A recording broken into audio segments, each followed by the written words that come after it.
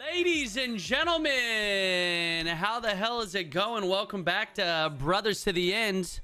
Vern, my guest, or my guest, my co-host. It feels good to be here. Thank you so much for having me. I really appreciate it. Oh, Episode God. 5, ladies and gentlemen. A little bit late. A little bit late. Yeah, it's currently Wednesday. We normally record on Monday. Yeah. We both knew this was going to happen. We probably should have been a little bit more preemptive about it. We should have been, yes. It was TwitchCon this past weekend. We'll get into that very, very shortly. But first and foremost, apologize for it being late and know that we'll be back on our bi-weekly schedule after this podcast. Yes. So we still got it done this week. Not bad. Yeah, we're only 2 days late, and you're sick, and you're still here. So, like, that's pretty sick. impressive. I've been coughing up a storm. So if you're last 2 days since I got home from TwitchCon, just coughing nonstop, and I was like, "Oh, that's especially for those of you who listen the audio versions of this. It's probably going to be fantastic for you guys. I'm going to do my best to mute, but if any slip through the cracks, I apologize in advance." I mean, we talked about that in previous episodes, but man, it's difficult to avoid the PAX or con plague. Oh my goodness! I was telling stream earlier. This is not my first rodeo. I'm chugging vitamin C and I'm chugging Purell hand sanitizer. Like, You're chugging it? yeah, dude. How else are you gonna kill the sickies? Well, you definitely should not be. You shouldn't be drinking Well, that. clearly it didn't work. And you know what? Other than the sore throat, the cough, I feel fine. So it always feels really bad having to take time off after you just took time off for some dumb stuff like getting sick. Getting sick is so stupid. Yeah, nobody's got time for that. Nobody's got time to be sick. I feel like there was like a span of conventions for, like, no joke, like 3 years where I would come back and I would have a sore throat and I'd be sick every single time. And I would just feel like absolute doo-doo cakes. But you know what it is? What? I think maybe it's because I stopped going to conventions as much. My body built up of immunity because I used to be able to go to every convention. I would make out with so many dudes and then come home and be completely fine. Yeah, but it's the opposite for me. Like, I don't go to as many conventions and I don't get sick of them anymore. You know what though? I do. I just cover my hands in the hand sanitizer. Like, and as soon as I shake someone's hand or I meet someone, I make a conscious effort of, like, okay, I need to go wash my hands ASAP before I eat anything, before I drink anything. Same. You really have to be careful. When I first started doing that, like really started taking like my overall health consciously, like at conventions and like specifically for conventions, and started doing things like that, I would feel bad at first because like you meet someone, you shake their hand, and then immediately pulling hand sanitizer out of your pocket and like. Like, I don't think you're dirty in general, you're fucking but also disgusting. I'm not taking the Get away. risk. Yeah, no. Nasty. I feel the same way. Like, I don't want to, like, offend someone and think that, like, wow, dude, I'm not that gross. Like, come on, I'm a clean guy. But then you're like, you know, I wash my hands. Yeah, and you know what? I respect the people who would come up to me and I went to go shake their hand and they'd be like, no, I'm trying not to get sick. And I was like, damn, okay, I wish I could do that. Yes. But then I'd feel like a jerk, you know? So I don't want to do that. You know what though? Is I love hugs so much. I think I hugged literally everyone who was willing to hug me at my meet and greet. I definitely like open armed, like open all mouth, up in their stuff. open mouth, made Just out, breathing on them real heavy. How's your con? Jesus, how's your con? That's disgusting. No wonder you're sick. He's over here. For those of you listening to the podcast, he's literally over here before we start the podcast, and he's just got his cup of tea and he's just teabagging it over and over in front of me, looking at me all sensually and shit into the webcam. I love how you prefaced that with, for those of you listening, and then started acting out what I was doing like that was gonna help anybody listening. Well, for those of you listening, he's over here teabagging. I said teabagging the tea, did I not? So, you know. But it was really sensual, and it got me to smile and laugh before the podcast even started. So we started on a good track. But wait, you had something? Go ahead. Oh, I was just gonna say before this con, and I felt like day 2, like literally after the first night, I like my throat was just so sore, and my voice was gone. And I know it had a lot to do with like screaming and yelling and like just being loud and talking constantly and stuff. One of the events that I did, the charity decathlon, in their like little green room backstage area, they had tea, and I was like, desperately looking for something to make my throat feel better in that moment. And I wasn't a tea drinker, but I was like, you know what? I know that it helps. I know that there's like there's properties, and just the warm water would help. And so I poured me a cup of tea and I sat there and drank it, and it was literally one of the best things in the world. It felt so good in that moment, like just the warmth. And I came home immediately, and excuse me, I came home immediately and was like, oh, I'm a tea drinker now. And I bought like a bunch of tea. My house is littered with it, and I've been like just pounding. Here's the thing, I got a bunch of different kinds, and you know how they have like different like uses, like, oh, this one's for like your throat, and this one's to help you sleep, this one's a stress reliever. Well, your boy went out, and that, like, last night I was really going through it, and so I just jammed like 8 bags into 1 cup of stress relief tea. And I'll be real with you, doesn't necessarily work like that. Oh my God. But my heart was in the right place. I can tell you're really new to this. Sorry, I've been cackling this whole time because if you're not watching this, I have never seen someone teabag I've never seen someone teabag their tea in the way that you're doing that. Like, you're so serious about it. Like, most people, you know, they just casually put the tea bag in there. Like, maybe at the start they move it around a little bit. They got a spoon and start. You're fucking legitimately pulling this bitch out and teabag in the water. You are really. I mean, when you put 2 tea bags in there and you kind of hold, it kind of looks like a pair of testicles. Yeah, that's probably where they got it from, Vern. Yeah, I've never experienced that before. You've never teabagged someone? We could change that the next convention. I'll teabag you. It's Sorry, fascinating. I'm not gonna say you're gonna teabag me. Anyways, let's move on. Okay, yes, apparently he's a tea drinker. Topics. We do have topics. I'm a tea drinker now. We have some topics today. Well, first of all, I mean, it kind of just rolls into everything. I wanted to do like a TwitchCon wrap up. We were talking a lot about TwitchCon. True. The last couple of podcasts, and it was this weekend. I want to know, like, how was yours? What was your favorite day? Your favorite event? How your meet and greet went, because I know we both had those. If you had a favorite party, because we attended a few of those. We both played in a few tournaments that I want to get into, because hard flex. And then also I was going to talk about me being sick, but I feel like we covered that. Yeah, we've definitely talked about you being sick. TwitchCon was very eventful. There was a lot of stuff going on, a lot of good parties.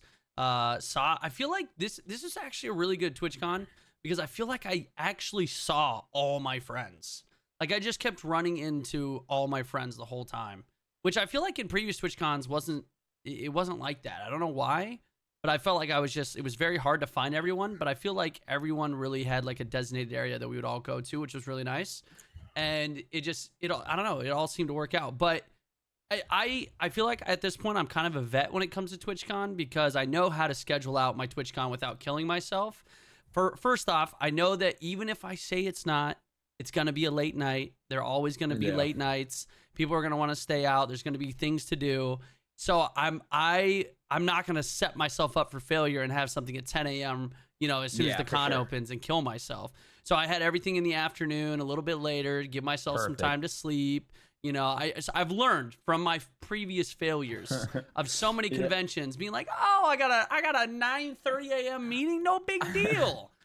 Whenever I talk like that, I like to call myself an old head of Twitch, because it kind of sounds preachy. You know, when you get like old heads on the basketball court, back in my day type situations. But it's true. But it is true. I'm going to tell you guys a story. I got a story of an old convention experience. Vern knows this story. I'm not going to name the name. I'm not going to name where it happened. Maybe you guys can go and find it. But there is an interview that I hosted one time. Way back this had to have been 4 or 5 years ago. And I woke up that morning. I had to be on the show floor at like 9:30 in the morning. We were stayed out probably till like 3 in the morning the night before. I woke up and I was like, man, I feel so good. Like, I drank so much last night. How do I feel so good? And I'm like, I'm still drunk. I got into the shower and I'm like, I'm not drunk. I'm drunk. Like, I gotta like host an interview. How the fuck am I gonna do this? This is gonna be so bad.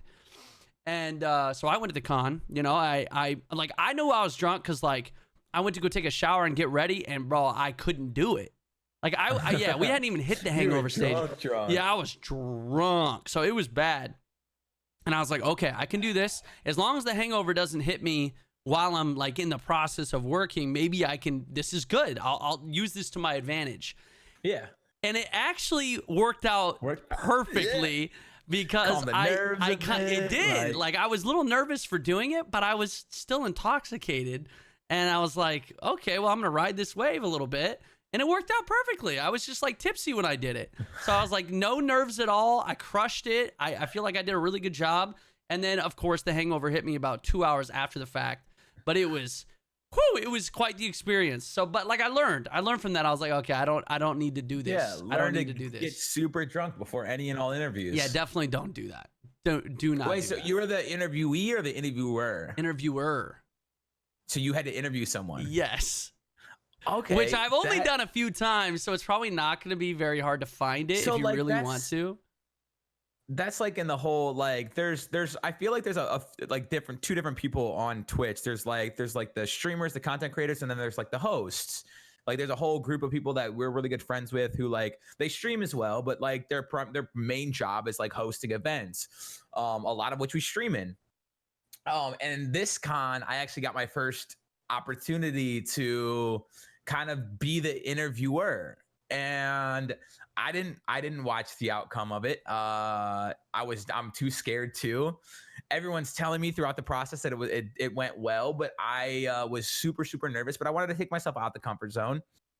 And I said yes to it with very little information about it, which is probably my fault. But we show up, and apparently I'm interviewing people at the Fortnite Twitch Rivals. If anyone has seen the clip, maybe they didn't even use it. I don't know. But I was was supposed it to interview. Live? No, so it was pre-recorded, which made me feel a little bit better as well. But they bring me back. And I had a guest host with me, and they're like, oh yeah, we're gonna want 5 minutes straight, just like banter back and forth, talk about like Fortnite and Twitch Rivals and what you think of it. And mind you, my first day, this is the first day, was probably the busiest day, Friday. I had a meet and greet, and then I had like a stream, and like I hadn't had a single opportunity to even go to the Twitch Rivals area. So I hadn't watched a single game. I haven't played Fortnite in probably 2 months. And they're like, yeah, it'll be super easy. Just banter about Fortnite, your favorite place to land and stuff. I'm like, I don't even know if my favorite place to land even exists anymore. Like, I don't know. Like, and now like once I thought I was going to go into this and then be like, oh yeah, we want you to say this, and then kind of go in depth about it, ask them this, blah, blah, blah. No Nothing. guidance. Nothing. It was so, and I was after I realized that I wasn't going to have like cue cards and stuff, I was like, okay, I'm completely screwed. So, fuck it, we'll do it live. I mean, kind of. Yeah. It ended up not as bad as I thought it could be, but also I was hoping it was going to go a lot smoother, and it did not. I got to interview TSM Myth and one of his teammates at the well, event, at least you got to interview somebody you're aware of and like you knew, and like and Myth is easy. I feel like probably an easy to interview. They both were. Yeah, him and his teammate were both really cool and answered all our work, had good answers. You know, of course. It wasn't. I don't think it was like one of those like you always see like on Twitch fails and stuff, like those really bad interviews for people just are like, oh, it happens. No, it happens. It didn't happen to me though. So there you go. That's a success then. And you said something that's kind of key. You were like, I put myself out of my comfort zone. I feel like you're never gonna feel comfortable in those types of situations if you don't put yourself into those situations, right? Like if it's practice. 100%. Practice makes perfect. Like, you know, when I did the hosting gig for Fight for the Crown for the H1Z1 thing on the CW, I was fucking horrified. Like, truly. That was huge, too. I was horrified. That was a massive event on national television. Yeah, I was like, no, I think like 3 or 4 years ago, I would have said, no, I can't do that. Like, there's no way I'm going to put myself in that situation. And then I was like, but if I don't ever put myself in this situation, I'm never gonna overcome this shit. Like my fear of like whatever's telling you no right now, you'll never get over that unless you say yes at least once. Exactly. So I did it, and like I was super like nervous to do it, but I just did it, and I'm so glad I did. Like it wasn't as scary as I thought it was gonna be, and like it increased my confidence in terms of like hosting in front of people and that type of scenario tenfold. And now I just feel like, hey, it's no big deal. I did that already. I can do this, or, you know, whatever it may be. So Vern said it. I preach it as well. Put yourself out of your comfort zone. It will only help you become a better person. I promise. I absolutely promise. I think I got to thank you for that. I Why? got a compliment this weekend that actually it was like one of the best compliments I've ever received in like our field, like our line of work. It was after the Great Ramen Challenge, which was basically a cooking competition for charity at TwitchCon on day 2. And I got off stage and I was pretty vocal up there. You know, I just try and make people laugh and have a good time. And I get off stage and they were like, oh my God, you were so well spoken, blah, blah, blah. Like you did so good up there. And that's the first time I've ever been like told something like that. And it made me feel really, really good because I still struggle like so much with stage fright. I get up there and like I'm super nervous. The anxiety kicks in. I'm stumbling over my words and like I can barely speak on stream when I'm in the comfort of my own home. Like English, it is my first language, but you might not know it if you listen to me. It's true. Amen. But the first time I was ever interviewed for something like that was during the PAX West, like 5 years ago, I think. Yeah. Maybe longer, when we did the Evolve tournament. It was me, you, Gio, and Jesse. I forced you to do it. And we're team named Bernie Byrne and the Funky Bunch, and we had won a round. And they were like, okay, we need just one of you guys from the winning team for an interview. And we're all like, mind you, Brennan is probably the most experienced at this point in our group of friends. And we all looked to Brennan like, okay, go have fun doing this interview. And this dude turns to me and looks at the interviewer or the guy gonna interview us, and he goes, Vern will do it. And my heart sank, dude. I was so nervous. I get up on this stage, and no joke, probably the last thing you should say to somebody about their game, they go, oh, did you do a lot of practicing? And the first thing that comes out of my mouth, I go, no, not really at all. I think I have maybe 45 minutes play time, and they invited us all out to this event, and it was like this big thing. I was like, yeah, no, I don't even play your game. Sorry. And like, Yeah. oh my, I remember as soon as I said it, it was like a foot in the mouth. But that was like one of my first experiences, and I guess I've gotten a little bit better at it since then. And it went fine. It went fine even then. And you say how nervous you were, but I remember that. It wasn't like you did anything ridiculous or said anything ridiculous. You did it just fine. I felt like Vern is the funniest one out of all of us, so I was like, we're all trying to have a good time. Vern will do it. But you could made some people laugh, and there you go, and that's what's important. And then, but it didn't boost your confidence, and now it's no big deal. In the moment, it didn't feel like it did, but after receiving that compliment this weekend, it did something apparently, because I feel much better now. Practice makes perfect, man. Even still get nervous, obviously, but dude, I think you know what's weird? I don't know what it is, but like, I think I'm more nervous to stand up in front of like in a little room, like imagine like a classroom setting, than a large stage of people. Like that, the small mind classroom is actually more nerve-wracking to me. I don't know why. Sure. I don't know why that setting. Faces there. Yeah, I think when it's a huge audience, like it's almost like it's all just a blur. Like, yeah, there's so many people, it's not a big deal. Like, I don't know why my brain is like that, but that's truly how I feel. So the smaller the group, the more intense the group, that's kind of what freaks me out. Yeah. So I don't know what it is. Sense. I guess I don't know why that is, but so like Tucker's roast. Yeah. Like I literally fucked up my first joke. Like literally fucked up the very first thing I said on stage. Killing it. But I like, because it was such a huge stage, like, and everyone laughed, it almost like as soon as I fucked it up, I was like, well, I already fucked it up, so I can't get any worse. And it literally, and then I just had fun the entire time. Set the bar real low for you. Exactly. And then I was like, it was a big brain play. God, dude, it's such a Brennan maneuver too, to say what I said. Yeah, it was a good time. But like that is one of those moments that sticks out of my head in terms of like public speaking, where I was like, I fucked up, and I owned it, and it ended up fine, in the moment. So heck yeah. Yeah. But I'm proud of you, man. Fuck yeah. To like go out there, get on stage. Cause I know how nerve wracking that can be. And like some people just can't do it. Like some people legitimately get really, really scared to do that kind of stuff. So to put yourself out there, I know what that takes. And that's awesome to see you doing it. Yeah, thank you. I appreciate that. I'm gassing you up today. It was fun. And I appreciate that. And honestly, I feel like I beat myself up a lot. So having friends like you around to gas me up makes me feel a bit better. See, the thing is, people think that I give you a lot of shit, which I do. I absolutely do. But then you balance it out. But I also always gas you up. And if anyone has ever said, no, Vern, fuck you, you're amazing, you deserve all this, you're so fucking funny, who is it? It's been me. Forever. Forever. I've said since the day we met, holy shit, this dude is so fucking funny. Nothing's ever changed. All right, enough of us stroking each other off. Yeah, I know. I mean, I continue. I feel great. Yeah, good.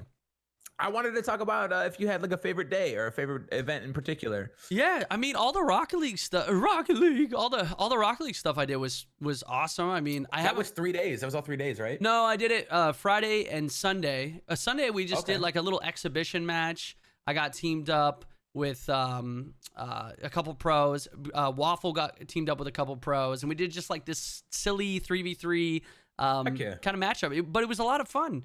I mean, we got absolutely carried, but it was just like super simple. It was it was a good time, man. And yeah, James Bot casting was gassing me up. I actually did play a lot better than I expected. To be fair, I was comparing myself to Giant Waffle, and really he does lack in terms of Rocket League skills and knowledge.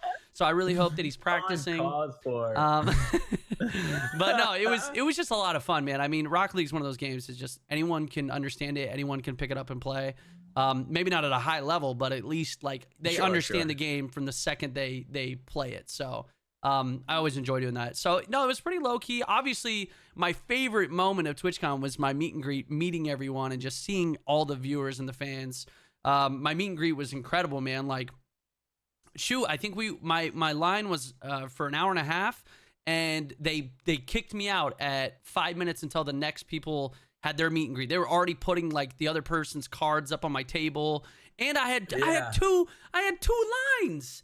They gave me an entire table, and I was shocked. I showed up, and of course I show up, and I'm like, oh my god, look at that line. That can't be for me. There's no way. I was right. It was Nick Merckx right next to me. Absolutely massive, like the biggest line I'd ever seen. And I was like, oh my god, I thought that was for me. And I was like, okay, my line looks pretty good. But what I didn't realize is everybody was waiting on Nick's line, and then as soon as they were done with Nick, they'd come over to mine. Like a lot of people were double dipping. Yeah. So my line just kept on coming and coming and coming and coming. And I was like, holy shit, this is amazing. So that made me feel awesome. Yeah, that made me feel really good. And I know you. I saw it. Your line, I mean, I went over there. Your line was massive. Your line was huge. It's funny because we had just talked about that and like my anxiety when it comes to stuff like that in the podcast with D's. And it's always I don't know. Like it's scary to like go there and like you want to be relevant in our job, right? And it's a little scary. You don't want to like have a meet and greet and then like have no one show up and then Twitch be like, oh well, you're never getting a meet and greet again because obviously you don't need one. But and so I get a little nervous beforehand, and I don't know why, because every single time, every single time, I might not have the largest community on Twitch, but they definitely have always come through for me. And this TwitchCon was no different. Same thing. They ended up capping my line. I ran into some people after my meet and greet, and they were like, oh, I'm so happy I got to see you. They capped your line. They wouldn't let me wait in line anymore. And then even so, after they had capped my line, we still got kicked out, and I literally brought the rest of my line outside to like the smoking area, and we just finished up our meet and greet outside. And so it was so awesome. Got to take a bunch of pictures, give a bunch of hugs, got to see a bunch of like familiar faces. Oh, and something that I don't know if I touched on this during the podcast, but I was giving away signed headshots. But they were saw them. They were when I was magical. Oh, they were terrible. They were magical. And I got my first tweet today of somebody hanging it up on their fridge. But it was from like 13-year-old Vern with frosted tips and like a white tee and Adidas shorts and a gold basketball chain on. Dude, amazing. It was not a good look. Dude, I was definitely going through something at the time. I think we were all going through something at that age. Let's be real. I mean, I definitely had some bleached hair at one point around that time of my life, so I completely understand. I signed a couple of those. People came up to me at my meet and greets and were like, can you sign this too? And it was literally just that picture of you. And I was like, and I saw there was only 20 of them, right?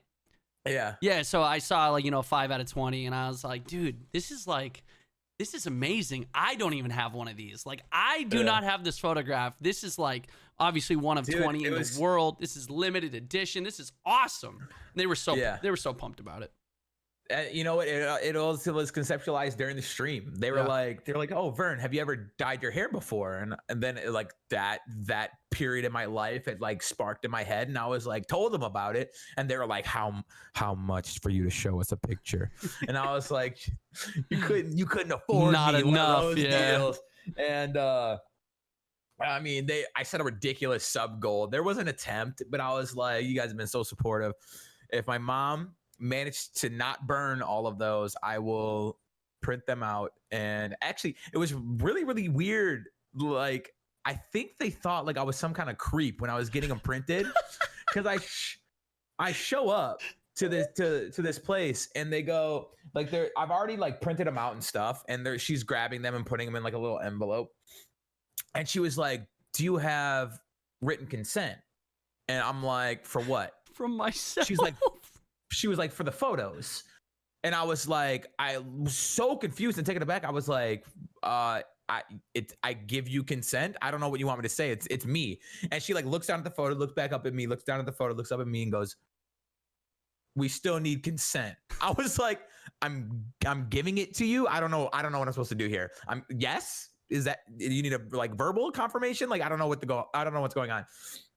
And then she spun it because it was like an old school photo.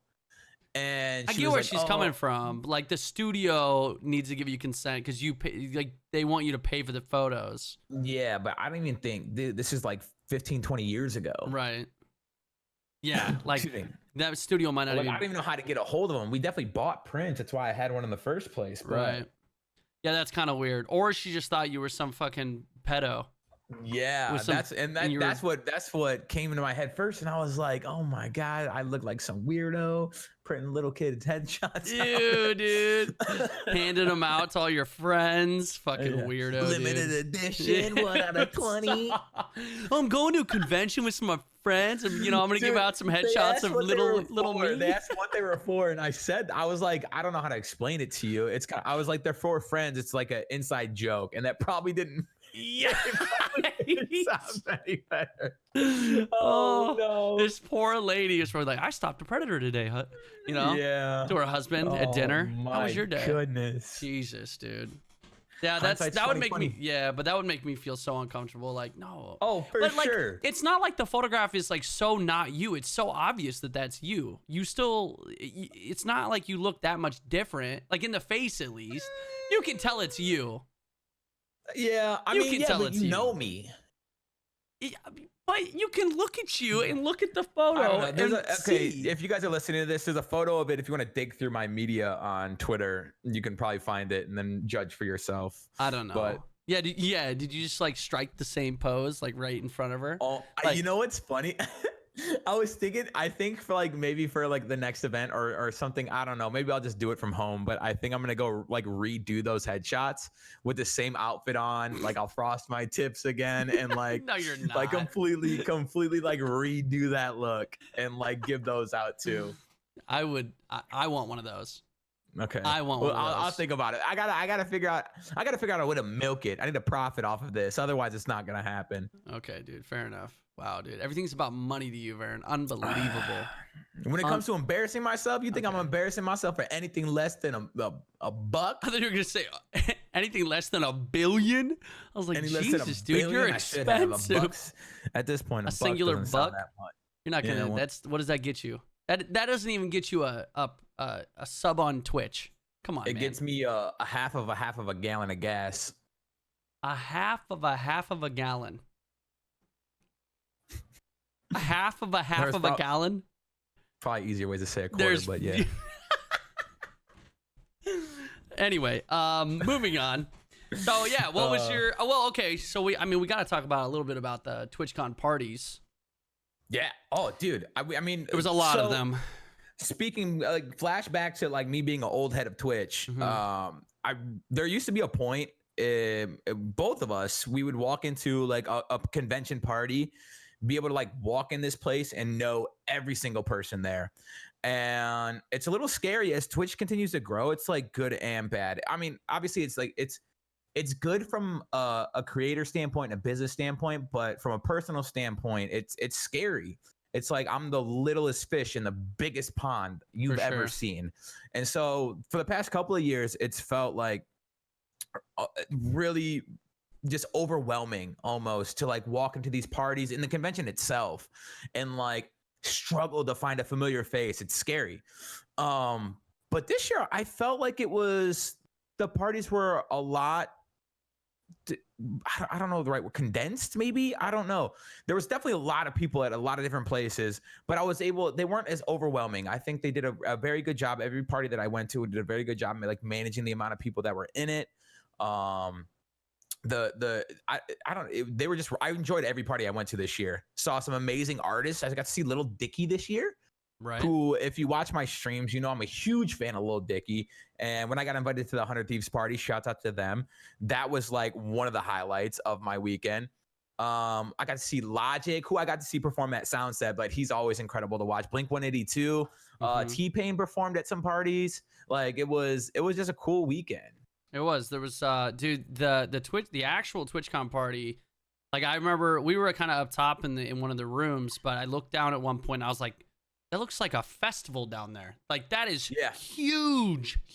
There were so many people on the actual field in front of the stage that I was like, man, I don't want to go down there. That's overwhelming. There were so many people there. I like the way they did it this year though, because it was in the same location. If you went to TwitchCon the first time they did it in San Diego, the actual party was held at Petco Park, and the majority, if not everything, like you enter in. And then most of the concessions and stuff on the outer ring of the stadium were closed, and everything was on the field. And they had like a game area, like a bar area, and like it was just, but every single person that was attending this party was out on the field. So this year they closed off what is the bases and inside the base infield? The diamond. They closed off the diamond. Infield. Yeah. They closed off the diamond, and then everything, all the events and stuff were in the outfield, which opened up the ring on the outside of the stadium and made it seem a lot more like easy to navigate and a lot less crowded. And they had like pool tables and stuff out on the outer ring. So if you weren't there to like watch the music performances, you could just go hang out, grab a beer, because all the concessions and stuff were open. I thought it was really, really well handled this year. But this year they didn't have all that on the field, did they? Oh, no. So that's what I mean. They closed off they closed off the infield, and they didn't have, so they had, I remember 2 years ago or however long ago it was, they had like cornhole and like Big Connect 4 and chess and stuff that there's, I don't know, like just games you can mess around with. But there were so many people, like you couldn't play any of the games because there was people walking through like all of it, and it was just a mess. But this time it was awesome. This year it was just, if you're on the field, that's for that's like for the show.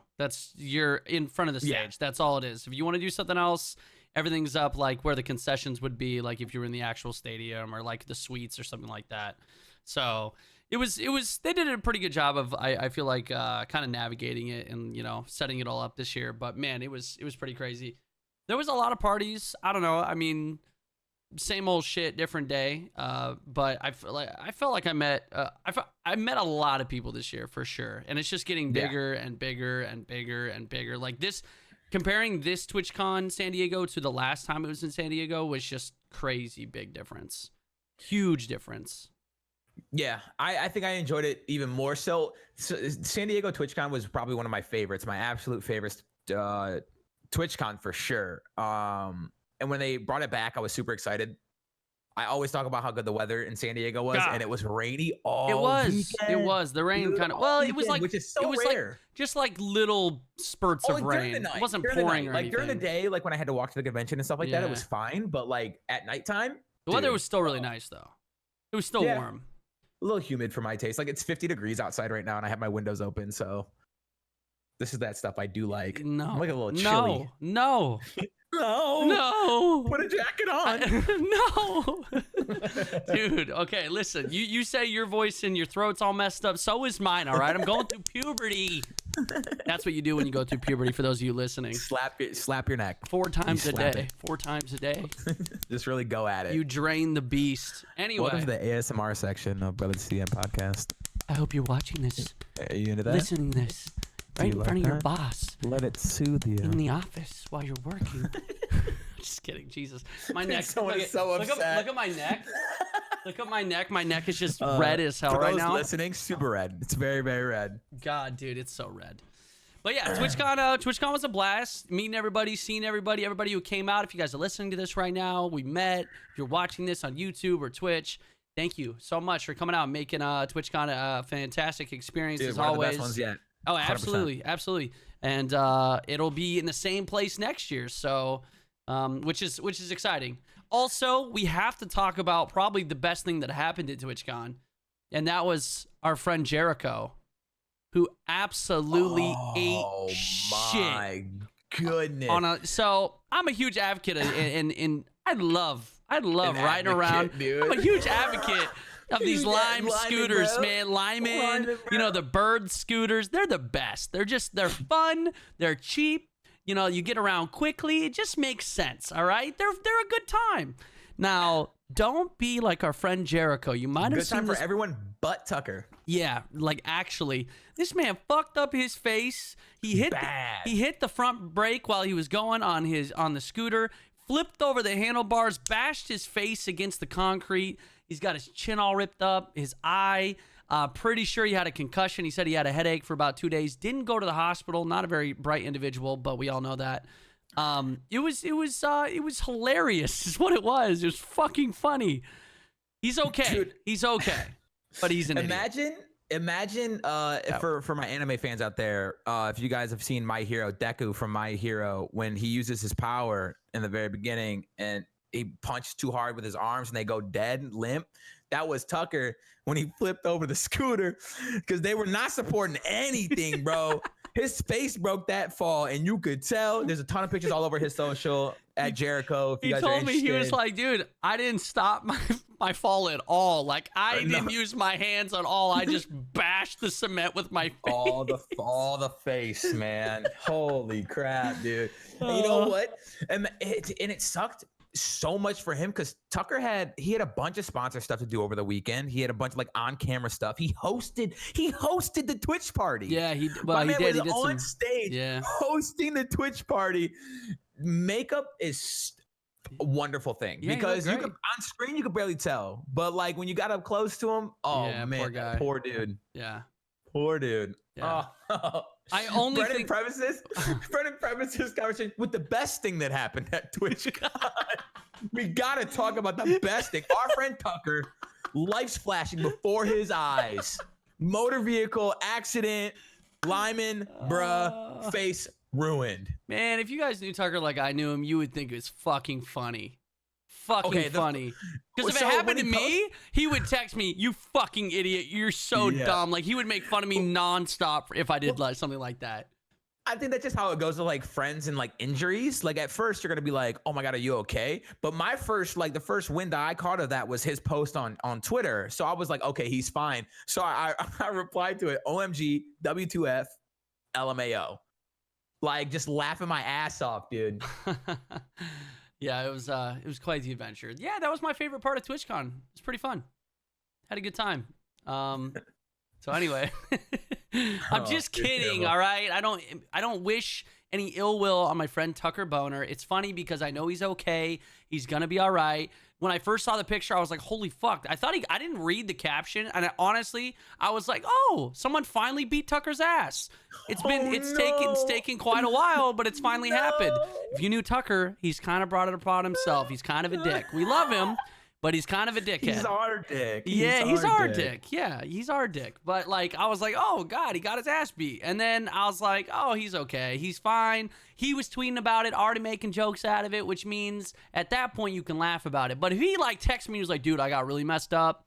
I broke my face. I'm in the hospital." That wouldn't be funny, you know. I wouldn't laugh at that. Yeah, if he reached out like for guidance or help or something like that, and then like we were still laughing at him, like that's fucked up. I wouldn't do that. Yeah. But in the context, in the situation, it's pretty funny. He was having a good time with it, so we're gonna have a good time with it. I mean, are you kidding? He was milking it. He was milking it for likes. He even said it himself. So don't be like Tucker. Be safe on the scooters, bro. Yeah. Yes. Drive safe. Yeah. You need a license for that. Abide by all traffic stops, violation, any of that, dude. Be safe. They're scary. They're scary. So anyway, Moving right along. Twitch at TwitchCon announced a few things, and I kind of wanted to get your opinion on them. A lot of which seems like they were already implemented elsewhere, but I'm happy that they're all going to be like streamlined elsewhere on the Twitch. Whoa. Yeah. What did I say? You said elsewhere. I'm just trying to. What do you mean elsewhere? Oh, like all third-party applications. So like the first thing they announced was polls. So starting in October, we're introducing a quick interactive way for affiliates and partners to ask the community a question that's integrated directly into chat. So at any point straw poll throughout, straw poll. So, but now you can do it on your chat. You don't have to go to another website, which is pretty cool. Which is amazing, actually. They should have been able to do that a long time ago, but yes. Yeah, for sure. I mean, straw poll, I feel like every streamer or every viewer has probably seen straw poll at some point while on Twitch. Sure. A lot of streamers have done it or used it. You know, we used to use it all the time. I still use it occasionally. Like, hey, chat, what game should I play right now? Pull up a straw poll, boom, get it. You know, it even kind of highlights it in the chat and goes, "There's a straw poll. Like, click on this to vote in it. You vote, boom, you get a quick answer." So the fact that they implemented that, obviously a good thing, but that's not a huge major addition. You know, it's just kind of a simple feature they added. They the good old toot sub trains are brought over. They're called hype trains now. Hype trains, Turn great moments into community events. A new way for fans to combine bits, subs, and gifted subs to unlock celebrations and emote rewards. All aboard the hype train coming later this year. So I think if they're going to be able to, that's all the information we have on it, and from the photo that they posted on their website, it looks like it's going to be all engaged on Twitch. Like we might not have control over that, like what they unlock or anything like that, but like maybe during like the month of Halloween, they have, or the month of Halloween, the weekend of Halloween or something like that. Like they have like spooky emotes or something, and then I kind of was under the impression that you would be able to customize the emotes that they would unlock using the hype train.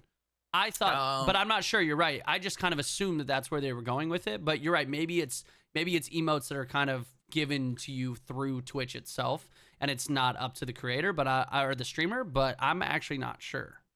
Either way, it'll be cool. It looks pretty cool. It's like the level 1 hype train, sub, gift, or use bits to get to the next level. And I like that it's implemented in the chat, and I like that they called it a hype train and not just a sub train. So you can add to it using anything, with right? Bits, gifted subs, yeah. It's cool. Which is just another way to create hype in the community, which is always a good time. I mean, everyone loves the hype. Everyone loves having fun. So I feel like that's definitely one of the better additions or features that they're going to be adding, that they announced at TwitchCon this year. And then lastly, they announced Bits auto refill, which I thought was like super interesting and not something that like somebody would need. I didn't think it was a very lengthy process to add bits, but it's literally it says it's running low on bits. Not anymore. Starting in October, we're rolling out new auto refill feature that lets you automatically purchase bits when your balance falls below a certain amount. So if you're like one of those people who keep like 10,000 bits in their account to make sure you have them on deck for whatever stream that you want to pass them out in or whatever, anytime that falls below, it'll just purchase it automatically. It'll automatically purchase like another like 5,000 biddies or something like that. So if you're an oil tycoon and you love throwing biddies for some titties, you never have to drop below that mark. They're always going to be there for you. I mean, I probably wouldn't use this too often. Yeah, definitely not. But also I'm broke, so maybe somebody is like really looking forward to this. But I mean, I get it. Like some people, like their thing is to like, I give X amount of bits to this streamer. Sure. Like I feel like I see that all the time. Like I'll go to a lot of streamers' channels, and I almost always see the same names at the top. Like the top cheers. Sure. And so if those guys don't want to have to go through that kind of like annoying process, tedious process of purchasing the bits every time, I get it. It makes sense. And maybe that's incentive to actually have more people be like, oh, I'll always have this amount of bits. I always have bits in my account. Because here's where I think they're thinking of is they want those people who are like, oh, I want to give this person bits. Oh, I don't have any right now. I'm too lazy to purchase them right now. Right? Like and then the streamer doesn't end up getting those bits. And I think they're trying to kind of narrow that gap and make sure that doesn't happen as often is what I would assume. But then again, it kind of seems okay. Weird. Let's just be honest. They're making money off this. This is like for those people who are too lazy or who will sign up, it's like a subscription service almost for bits. Like there's so many people that are companies that are moving over to the subscription model. It's because it makes money. Yeah. People like will forget and like stop using the service or whatever, but not delete it or cancel it and then just be charged that every single month. So I guess you're in a lot more control of it now because you're not ordering more bits unless you go below a certain threshold. So you need to be conscious of that. But someone did make a good point, actually. So on the addition of the polls into chat, in the little graphic, the little video they showed, they actually showed that if you vote, you can vote using bits, and it will actually you'll get a larger vote. So like I don't know what that's activated 100% of the time in my chat. If you want somebody wants to come in here, imagine you and your chat. Oh, $1,000, I'll play League of Legends, bro. Dude, somebody's swooping in. Yeah, but there's a lot. I saw a lot of streamers like, can we disable that? Like, we want to even the playing field. We don't want somebody to be able to just like encourage I got bills to pay. All right. Well, for some of us, we don't want the one bit tycoon to come in and be like, oh, well, I got 90% of the votes because I just threw down 10,000 bits, And then it's like technically the stream is not technically getting what they want because the whole point of the poll is to get the general consensus. Isn't that the point of a poll, Vernon? Yeah, it turns out that I'm getting what I want, and that's a lot of money. All right, well, anyway, that's an option that we, hopefully we'll be able to change or at least have the option of whatever you want. Yes, whatever you want, whatever the streamer wants, Vernon. And I hope options are you know key. What? If that's the case, I am gonna snipe your fucking chat. And anytime your dumbass puts a poll up and there's a negative option that I know you don't want, I'm dropping bits and I'm gonna influence that poll. I'm gonna influence that poll. Everyone, I'm gonna be like the Russians now. We're a Rocket League stream now. Yeah, whatever. I'm gonna make sure that include that on every single poll I ever put in then here. Then you're only playing Rocket League. Oh, you're only playing Rocket League, brother. No, you're not. Because I'm gonna do like 500 bits each time. Okay. 500 bits. Just influence just a little bit. Oh yeah. I don't know what it's set to. I don't. I don't know if you can actually be like, 20,000 bits. It doesn't. I don't know how it works. I think it just like. I don't know. Again, I don't know how it works. It's too early on in its infancy. We don't know. Everything sounds like it's coming out this month. Besides Hype Train, the Hype Train scene, it says later this year. Yeah. But there the was polls more. and there was more stuff. There was a mod view thing too. I think the mod view is already out. Yeah, mod view I think is already out. Obviously, there was like a change to Twitch. Visually, like a different they just font. completely rebrand. Yeah, it's kind of like a rebranding. New they logo, have a new font. If you stumbled across Twitch recently, you notice a few things look different. Nothing like too crazy to where you're gonna be like, you might have even missed it, to be honest. If you're not looking for details, but yeah. I don't know if I'm a huge fan of the new font, but then again, it's a font, and I'll get used to it in like 3 days. Like I already kind of don't notice it. It's not a big deal. I don't know why they felt the need really to change the font, but whatever. There's always going to be people who are freaking out because it looks different. There's always going to be those people. Honestly, in a month, in a week, nobody's going to give a shit. It doesn't matter. People don't like change. Oh my God, you changed the font. How dare you? How fucking, I'm going to Mixer. No, you're not. All right? Jesus, Ninja. Anyway. Okay. What? Oh, man. Nothing. Mixer's cool, so though. I think that anything else? One last TwitchCon thing, just because I thought it was cool. We both played in tournaments over the weekend, and I don't think I've won a tournament my entire life. But last day, Sunday, I participated in a Borderlands 3 tournament where it had 2 influencers and then 2 community members on each team. And I was paired up with Steph and then 2 awesome dudes who carried us to victory. And we ended up winning our share of $50,000, which was amazing. That is amazing. So I got paid to go to TwitchCon this year. I felt great. There you go. Came out on top, won first place, got interviewed, and I feel like I handled that interview very well. I was the team captain. Made so that they bread. Me. That was awesome. I earned it. You know what's weird? I went on Steph's stream.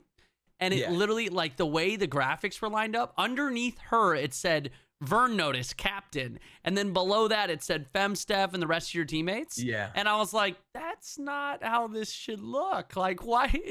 Right underneath her, I was like, every single player is Vern Notice on this team.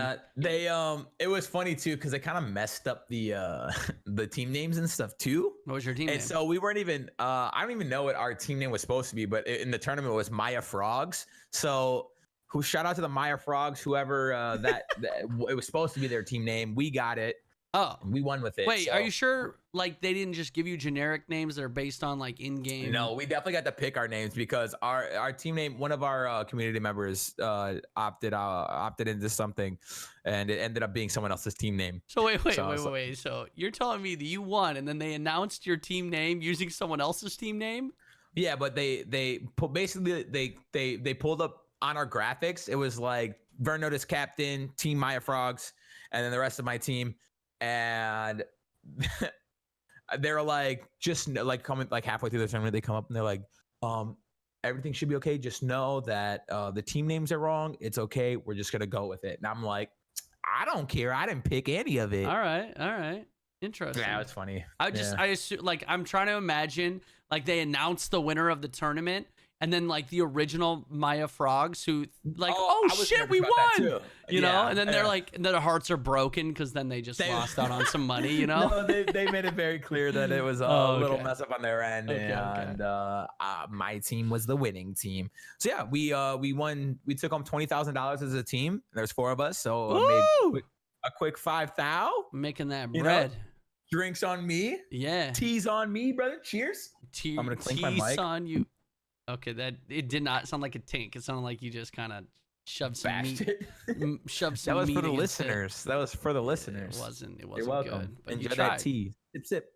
Sip. Yeah, I think we were undefeated then, like together. I mean, like you didn't lose. You won your tournament, right? And we had we did like a Madden little tournament on Thursday before TwitchCon.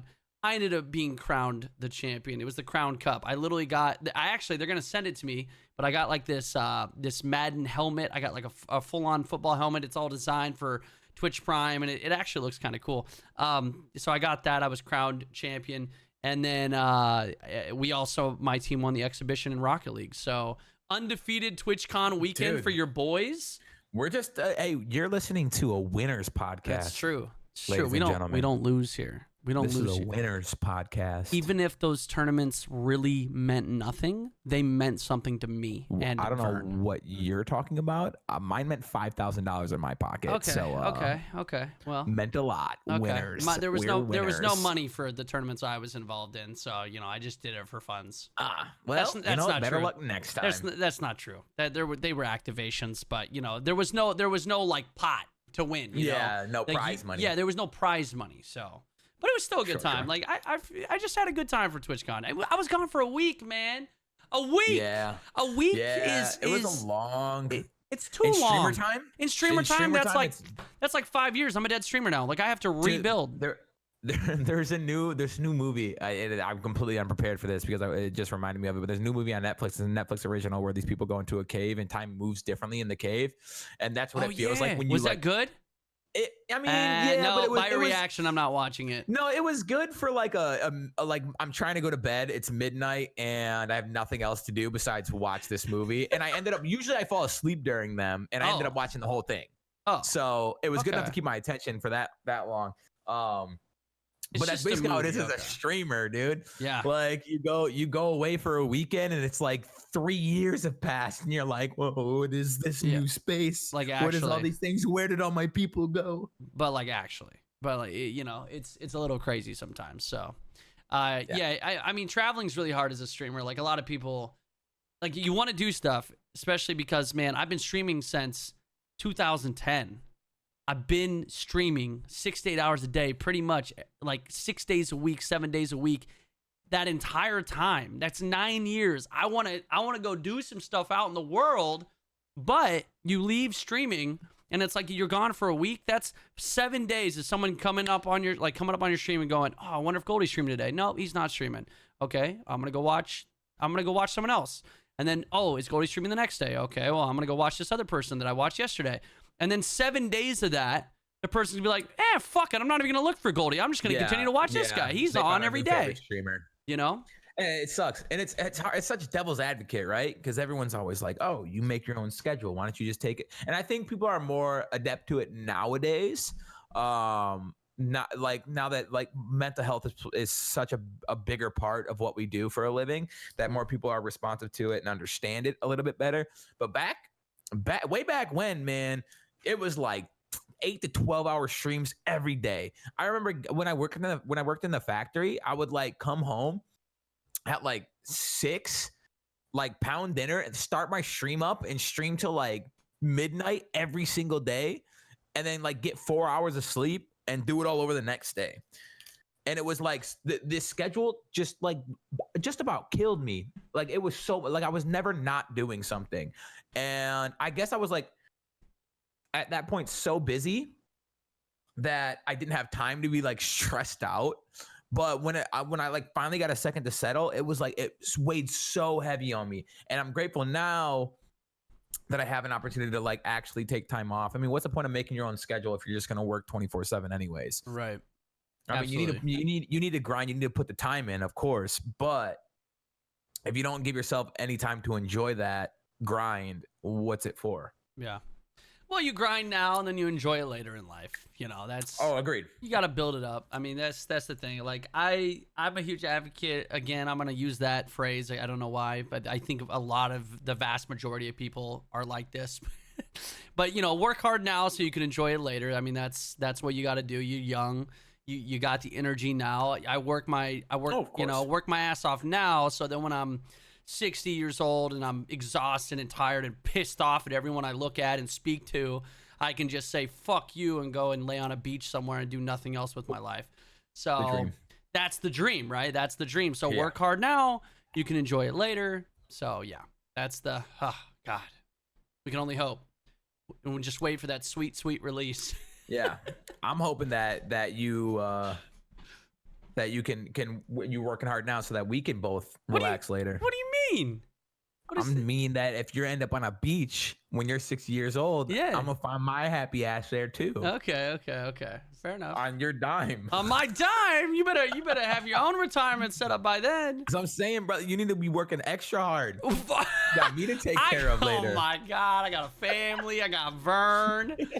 He's part of my family, so it makes sense. You know, that's brothers. You know, we take care of each other financially, sexually, mentally, psychologically, spiritually. I love how sexually was second on this list. Well, yeah, financially, I mean, that's in terms of importance. That's in order of importance. So, you know, cousin wives. These lips were made. What? Someone in my chat said cousin wives. I don't know. What is? What? I don't want to know. I don't want to know what that is. Cousin wives. Cousin wives. Does that mean your cousins are your wives, or does that mean that? Yeah, no, I don't know what that means. Say something. I think I might offend someone. I feel like that's a new reality show on CMT, Country Music Television. Yeah. Well, does that offend don't they have sister wives on there? Haven't you seen the show Sister Wives? There is a show. I've never. It's horrible. It's horrible. It's awful. Don't watch it. It's just. Hey, you know what? If that's the way you live, that's the way you live. I don't know, man. If you want to have 9 wives and you want them to fight over you, there was a. It's completely off topic, but there used to be a show. I think it was on one of those like home networks or whatever, but it was called Kitchen Cousins. That's a play on Kissing Cousins. And there were cousins that like remodeled kitchens. I swear to God. Oh, okay. And they went a whole season. Yeah, okay, but it's a play on Kissing Cousins, Kitchen Cousins. So? They went a whole season with that name, and finally, like it clicked, and they were like, "Yeah, maybe this ain't a good look," and they switched it for their next season.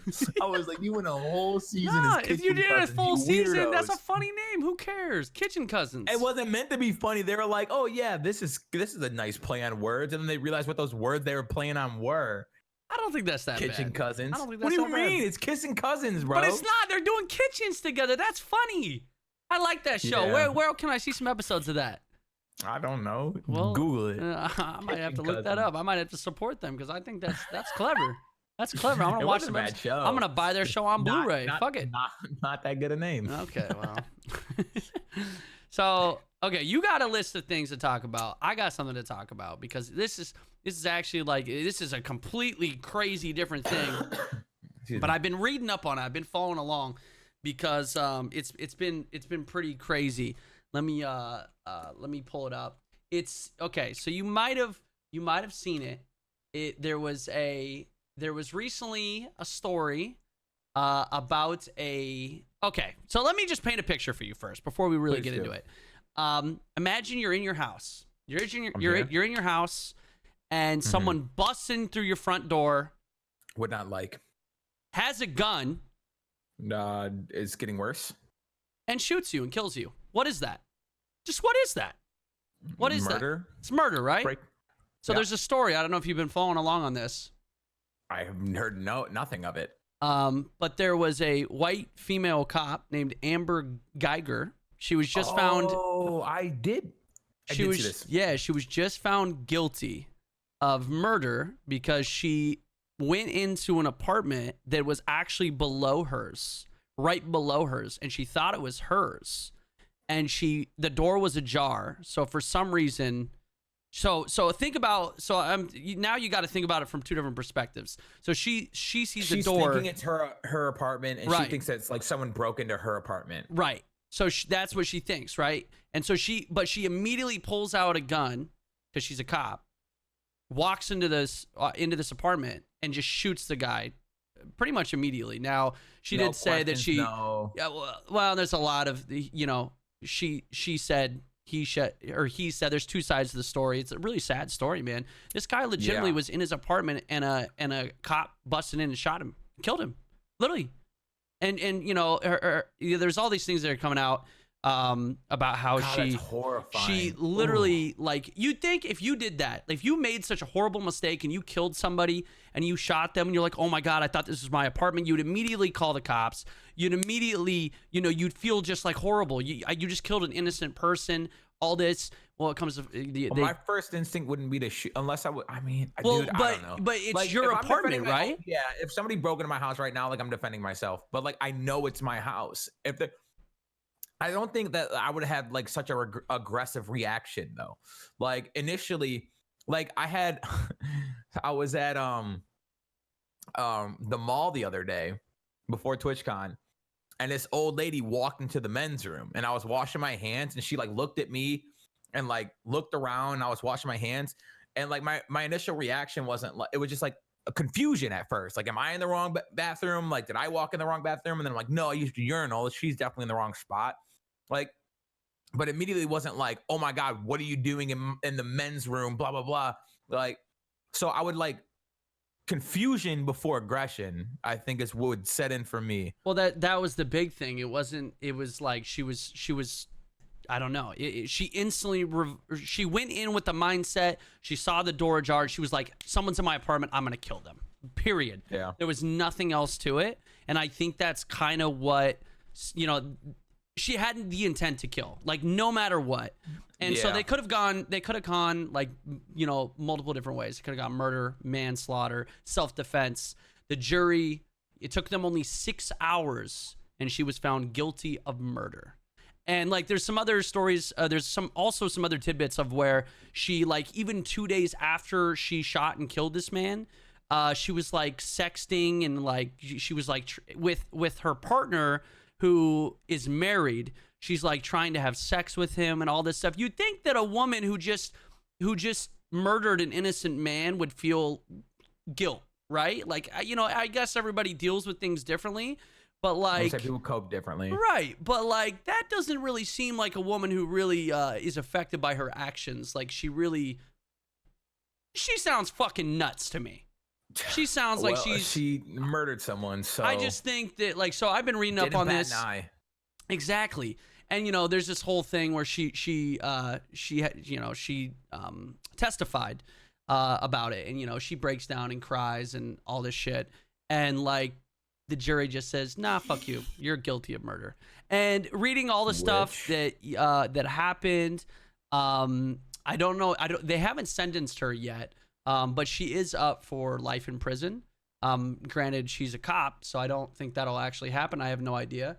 But it's just a crazy story, man. It's just scary.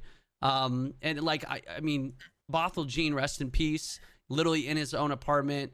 His door was ajar. You know, I don't know. So I don't know how his That's door. terrifying. Oh, they sentenced her to only 10 years today.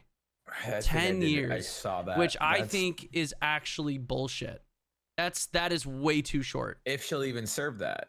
Yeah, exactly. Good behavior. She's a former cop. 6-7 years maybe. It's just, and she literally walked into a man's house, shot him in cold blood, and that's it. Dude, That's it. I don't know, man. That's terrifying. It's fucked like up. that could have been anyone. That could have been like a family member, a friend. Yeah, exactly. And to think that just so easily happened is probably one of the most terrifying things. Our judicial system is a little fucked up completely.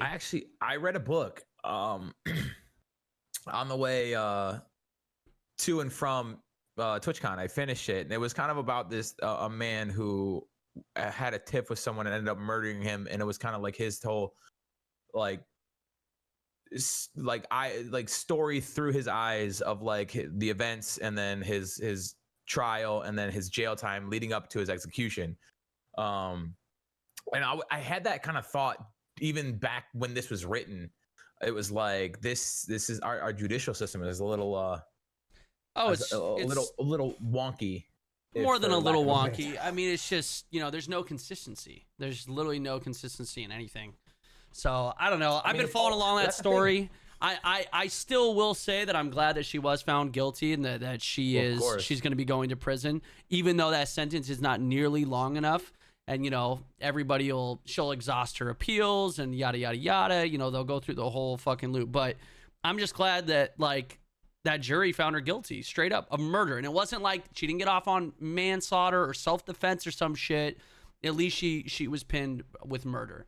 But, like, I don't know. I've been following along. That's been kind of, you know, a topic of discussion recently because I think it happened in Dallas, by the way. But it's just, I don't know. I've been following along because that one's been a little crazy to me. It's just that is. I didn't know about the sentencing though. That just fucking. I thought she was going to be sentenced for a good amount of time. You know, and my whole point was like, okay, this is, she did murder someone. She's going to be finally like, someone's going to actually serve the time they deserve for this action. And the fact that she only got 10 years just fucking boils my blood. That's the issue with the judicial system. But like, how do you improve on it? Like, the people are in charge of it. People are the ones that make decision, and people are flawed. Like we can all sit here and like say what's right from wrong and like think we have it figured out, but like to everyone else, like maybe one of the jurors or something like that, it was like, oh no, like I understand where she's coming from. She thought it was her house. That's why we are allowed to protect our home and like.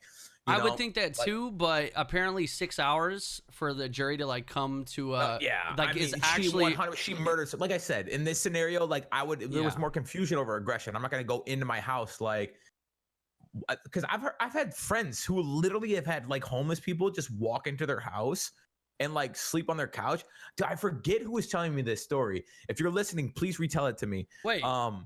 I mean, I have a similar story from a friend. But they basically just like walked into their house and like they had a house party or something like that, and like they woke up the next morning and there was a person sleeping on the couch. They thought it was like someone from the party. They didn't recognize them, and it was just a homeless person who had wandered in like during the party or like while the party was wrapping up, fell asleep on their couch and just slept in their house. My dude was like, they're having a house party. I'll just act like I'm passed out on the couch. And like, but like, that's the thing is like, so like stuff like that happens. And like, I don't understand why her first thought, like they probably were like confused. Like, what are you doing here? Who are you? Can we help you? Not like, oh my God, this dude's in my house. Like, let me shoot him. Yeah, definitely a different situation, but I see where you're coming from. Like I've also had you know how like especially now, dude, like, these housing developments, cookie cutter houses, literally like the exact same house, smack dab right next to each other. My friend told me this story about how this his mom and his sister were home and it was late at night And I don't know. I don't remember how the guy got in, and maybe the door was unlocked or something, which always lock your fucking doors, you guys. Lock your doors. You just do it. Protect yourself. But all of a sudden, like, his sister, like, went downstairs to, like, get a glass of water or something before bed. And there was a random man sitting on their couch petting their dog. Just petting their dog. And instantly she was like, what the fuck? Went to, like, she like, ran back upstairs, went to go get her mom, and you know they were freaking out, like, what the fuck? There's somebody in our house. Of course. And so they call the cops, and they just hide upstairs. Well, the cops arrive, they come in, they find out that the guy is so drunk, and he lives literally like 2 houses down. He thought it was his house. He thought it was his dog. He thought he was in his own house, and he was like, he didn't know that he was in the wrong. He wasn't trying to be like a fucking weirdo. And he, like, the next day he came and he apologized profusely. Like, I think he was so embarrassed by his actions. But, like, yeah, that's pretty embarrassing. I mean, that's horrible. But he was so blacked out drunk, he had no idea where he even was. And he was just in someone else's house. Accidents happen. She shot someone. This man was petting someone else's dog, and he didn't even know it wasn't his dog. Poor dog. Like, imagine you have, like, a giant fucking, like, German Shepherd, and you get home and you're like, fuck, my dog seems so little right now, little Pomeranian. You know? Imagine your dad. You're looking out the window, and your dad is in someone else's house petting another dog. He's like, his dog was probably looking in the window, just so sad. Am I not good enough? Is my fur not soft enough? This fucker's got 2 families, and he couldn't even be asked to move him more than 2 houses away from us. What a fuck! Yeah, dude. Oh, traumatized that dog. Oh my god, dude. Oh, it was weird. It was weird situation. But yeah. There is shit that goes down by like that, but. You know, the first thing is not. I mean, intruders get shot by homeowners all the time, right? That's just, which in some states that's completely legal. Like, that's within your rights. So, but you know, that's a whole other spiel. But yeah, that was just a story that I wanted to kind of touch base on. It sucks. I'm actually, it sucks that stuff like that happens. It's fucking shitty, and actually, it's even worse now that she was only sentenced to 10 years in prison. That actually just really irritates me. Now I wish I wouldn't even have brought it up. Oh, sad. Yeah, you know, I mean, shit happens. Shit really happens where we live. But we can't talk about something that is good moving forward, like a good recent thing. And that is in the state of California, college athletes can profit on their own name. We literally brought that up last episode, and we did. It's officially passed. And exactly, we were talking about how it was kind of in the works of being passed in California, and it did pass. So fuck the NCAA.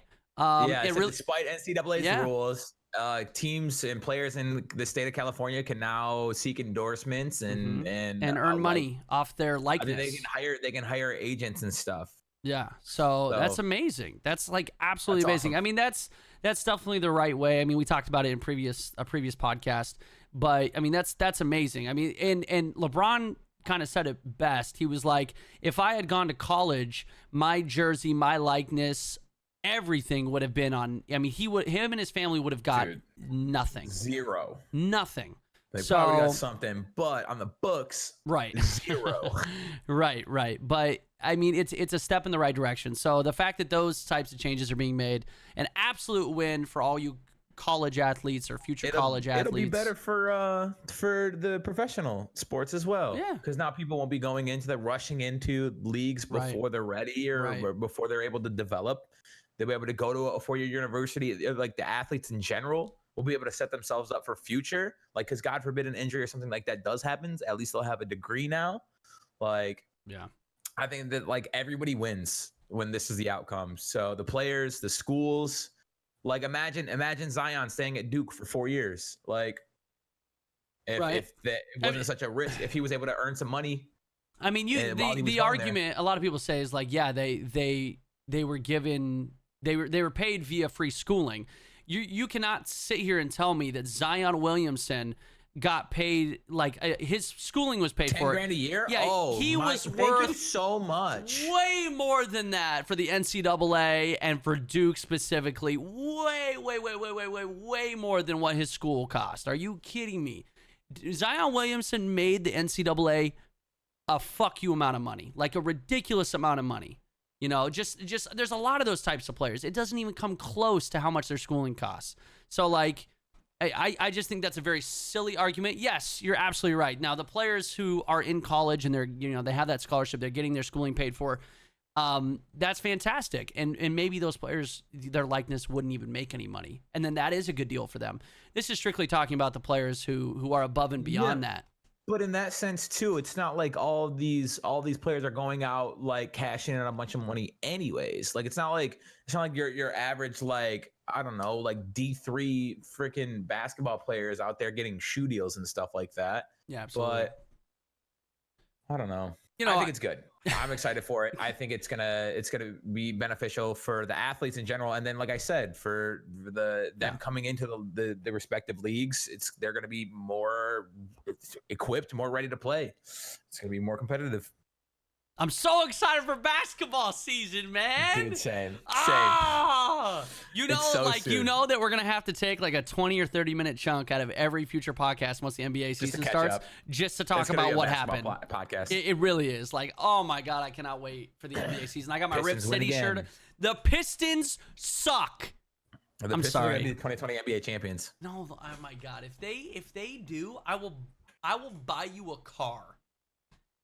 Not any car you want. Never mind. I can't make that bet because I got a mortgage to pay and bills to pay, and I don't think. Dude, PG is out for the first little bit of the season. He is. PG is out. Yeah, PG's out. A lot of, which kind of sucks. It sucks especially because Lakers are opening day, and we're not even get to see both teams at their full potential. Dude, watch the Clippers still come out ahead. Ooh, dude, that would be. Whoo! That'd be interesting. I don't know. We'll see. Like I'll be watching. I'll definitely be watching. I might have mentioned this on the last podcast, but I already got some tickets. Already got them ready to go. I'm going to opening day for the Blazers against the Nuggets, and then also got tickets. Oh, which I told you is I got tickets against the Nets. The Nets. But I wasn't even thinking that KD's not even playing. But still, it'll still be good. It'll still be good. And I have to go see the Pelicans. I think out of all teams besides the Blazers, the team I'm most excited to watch this year is the Pelicans. They got the brightest future, I'll tell you that much. They do, man. They have so many young, great players that I think could really develop. That team can maybe, not this season, maybe not the next season, but in like 3-4 seasons, that team could be outstanding. Dude, for sure. We'll see. Agreed. It's going to be fun to watch. This NBA season is going to be really fun to watch. D-Rose going to the Pistons, that'll be... Dude, NBA champs. I can't believe it. It's so exciting. Oh, my gosh. Speaking of seasons before basketball seasons, it's officially October, which means it's spooky season. It is spooky. And I wanted to bring this up because, one, I feel like growing up, Halloween was probably one of my favorite times of the year. I loved Halloween. I loved going trick-or-treating. And then there was just one year where I was too old. I didn't go out anymore. And I was never much of a partier. So I never really transitioned from the trick-or-treater into the partier, which is the normal transition. I'm going to a friend's house. We're going to party. It's a costume party type deal. I don't think I've ever even been to a costume party. Me neither. Ever. I don't think. Dude, that's so lame. Let's do our own costume party. Let's fucking do it. Now, part 2 of spooky season is literally what I wrote in my notes. I was like, spooky season. Any plans for Halloween? That was our topic. But now it's led to this. I'm doing a week-long scare-a-thon leading up to Halloween. Okay. I love scary. Nice. Would you like to join me? Is there any co-op games, scary games that you can think of that we can play? Is there co-op? We just played it. Siri, I'm not talking to you. Yeah. Madan. Madan. Do you have any really scary scary games that are some of your favorites? My personally one of my favorite scary games of all time, which, dude, the way it was done, the way it was Outlast. Oh, I knew. Oh yeah, Outlast was fantastic. So good. Outlast 2 not as good because I think not good at all, dude. Outlast 1 fantastic. That's true. The Forest, which we used to play, that's kind of like a spooky co-op experience. Did they have do you want to play that? I haven't played it in forever, and I think they're still working. They're still updating it constantly. I've heard it's actually. Yeah, I mean, Dead Space is a co-op game. Dead Space 3, I think, is co-op. I don't know if Dude, the other I'm ones down are. for either of them. Wait, how long? We have to. We'll talk about it more off stream Yeah. and like figure out like actual timing and stuff because I don't want to start something and not finish it. But I would like to invite you to my costume party. It's a Okay. week long. Oh, it's wait. Well, I mean, It's a you don't have to do like one party? stream. Oh, Yeah, you mean on stream or dressing I'm up? streaming. Yeah, on stream. Oh, okay. You're doing a week-long costume party. Are you gonna have a different Yeah, costume every day? I don't have any costumes right now, but I think I might have to. I think I'm gonna go. Maybe. Oh, that'd be a cool little segment on stream. Maybe I'll go on Amazon. I'll give my stream a budget and just have them pick costumes for me. That sounds fun. There you go. They're gonna see all your other weird Amazon purchases, like your fucking giant purple dildo. That's not as weird as it sounds like. It was a Saints 4 replica. Your 8-gallon drum of lube. That is also has its uses. Banana lube specifically. So it's delicious. It is delicious, just in case it gets in your mouth, which it does. Ooh. Now, how would banana lube come out? Of a dick. Excuse me. I'm sorry, I don't know. Jesus, dude. Anyways, we're getting a little weird. Scented butt cream. Yeah, you can get some scented butt cream. What? You know, this is okay. We were talking about Halloween. This is really you're right. Scary. This took a turn, but yeah, Halloween. Yeah, I'd be down to do that. We could do that. I thought you meant like an actual Halloween costume party. It's a little late notice to actually get people to show up. You know what we could do though? We could do like a Halloween costume party, but like in a completely different month. Like, you know, it doesn't matter. We could just be like, guys, we're doing a costume party, but it's like January. Fuck it. Okay, honestly, like that's not weird at all, and I'm totally down to do it. We used to do like every year we would do Christmas in July on my stream. Yeah, I know you're weird. Like I love Christmas. It's without question my favorite holiday. I think just that whole time of year is like really really exciting for me, and I love, dude. Like the term Christmas miracle, I have such high hopes every single year that like some magical, like somebody's fallen in love, something incredible, amazing, beautiful is happening. And every year I'm just like really loving Christmas. I don't like no miracles happen. I mean, I guess I lived to see the next day, which is a miracle in itself. You are the miracle. I could be. Maybe to some people, I don't know. To me, you are. I love Christmas so much. You really do. Like in a kind of weird way. What's weird about it, dude? You're like nearly 30 years old and you freak out at Christmas like you're 12 and you're like excited to see Santa or hear Santa on your rooftop, or you're trying to like, I know you still give him cookies and milk. And you like put it next to the fireplace, and you're hoping to catch him. Santa's not real. Explain this. Explain this. I live alone. Yeah. All right. Cookies and milk go out by the fireplace every Christmas Eve. You sleepwalk. I wake up. You sleep eat. You sleepwalk. Milk's half drank. A few bites out of the cookies taken. Yeah. You think my parents are that dedicated to keep that lie up? Yeah. Absolutely not. Santa's real. They're you. Anyway, be bringing gifts. I love Santa. Vern the type of guy to go shopping for himself and then just say to Vern from Santa and put it under the tree. Oh my God, how did this get here, Santa? Santa. Oh my God, I cannot wait. And then act super surprised when he opens it. That's what like I'll be tweeting like yesterday. I think I tweeted about it being like me being so excited for Christmas, and then people were like, "Dude, it's October. Let's enjoy Halloween first." And I'm like, no. Maybe this Merry year. Christmas. Maybe this year we should get like a ton of streamers involved and do a Secret Santa. Dude, down. Right? That could be fun. We did. So actually, you know what? Shout out to Vic, who is one of my mods and also just like an amazing community member. But she actually been organizing a Secret Santa amongst my community for the last couple of years, and it's been like one of the coolest. We would do our normal Christmas stream, and then all of us would get in the Discord together, and we would like open the presents one by one and go down the list. Like, oh, my name's Vern and my Secret Santa was blah, blah, blah. And they got me this. And it's like nothing like spectacular. It's like a $10 limit or something like that. But it's always like so cute and so wholesome. And I love it. I like that. And yeah, it's just really awesome. We should do that. I love Christmas. You really do. And you know what? I'm glad that you're so, I wish I felt that way about Christmas. You know what? Okay. I got a Christmas story for you once. I used to fucking love Christmas, dude. Like, I was the kid that like my Christmas, oh my God, Christmas is coming. Like, I count down, like, I felt like it just eternity would drag on because I wanted Christmas so bad. right? I wanted the food. I wanted to hang out with my family. I wanted the presents. I mean, I was a kid. I fucking love presents, man, Of course. right? Got a bunch of presents. And my family, I'll be honest, we went a little crazy during Christmas time.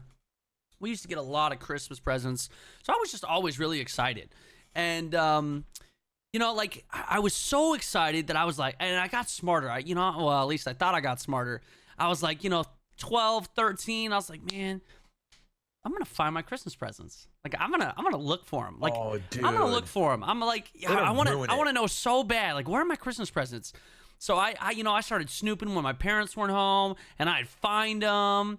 And I remember one year, like, and they were always like the little stuff I'd find. I'd find little stuff. I'm like, oh man, I'm excited to get that. And then I found a present that I didn't even expect that I was gonna get, like something that was so fucking amazing.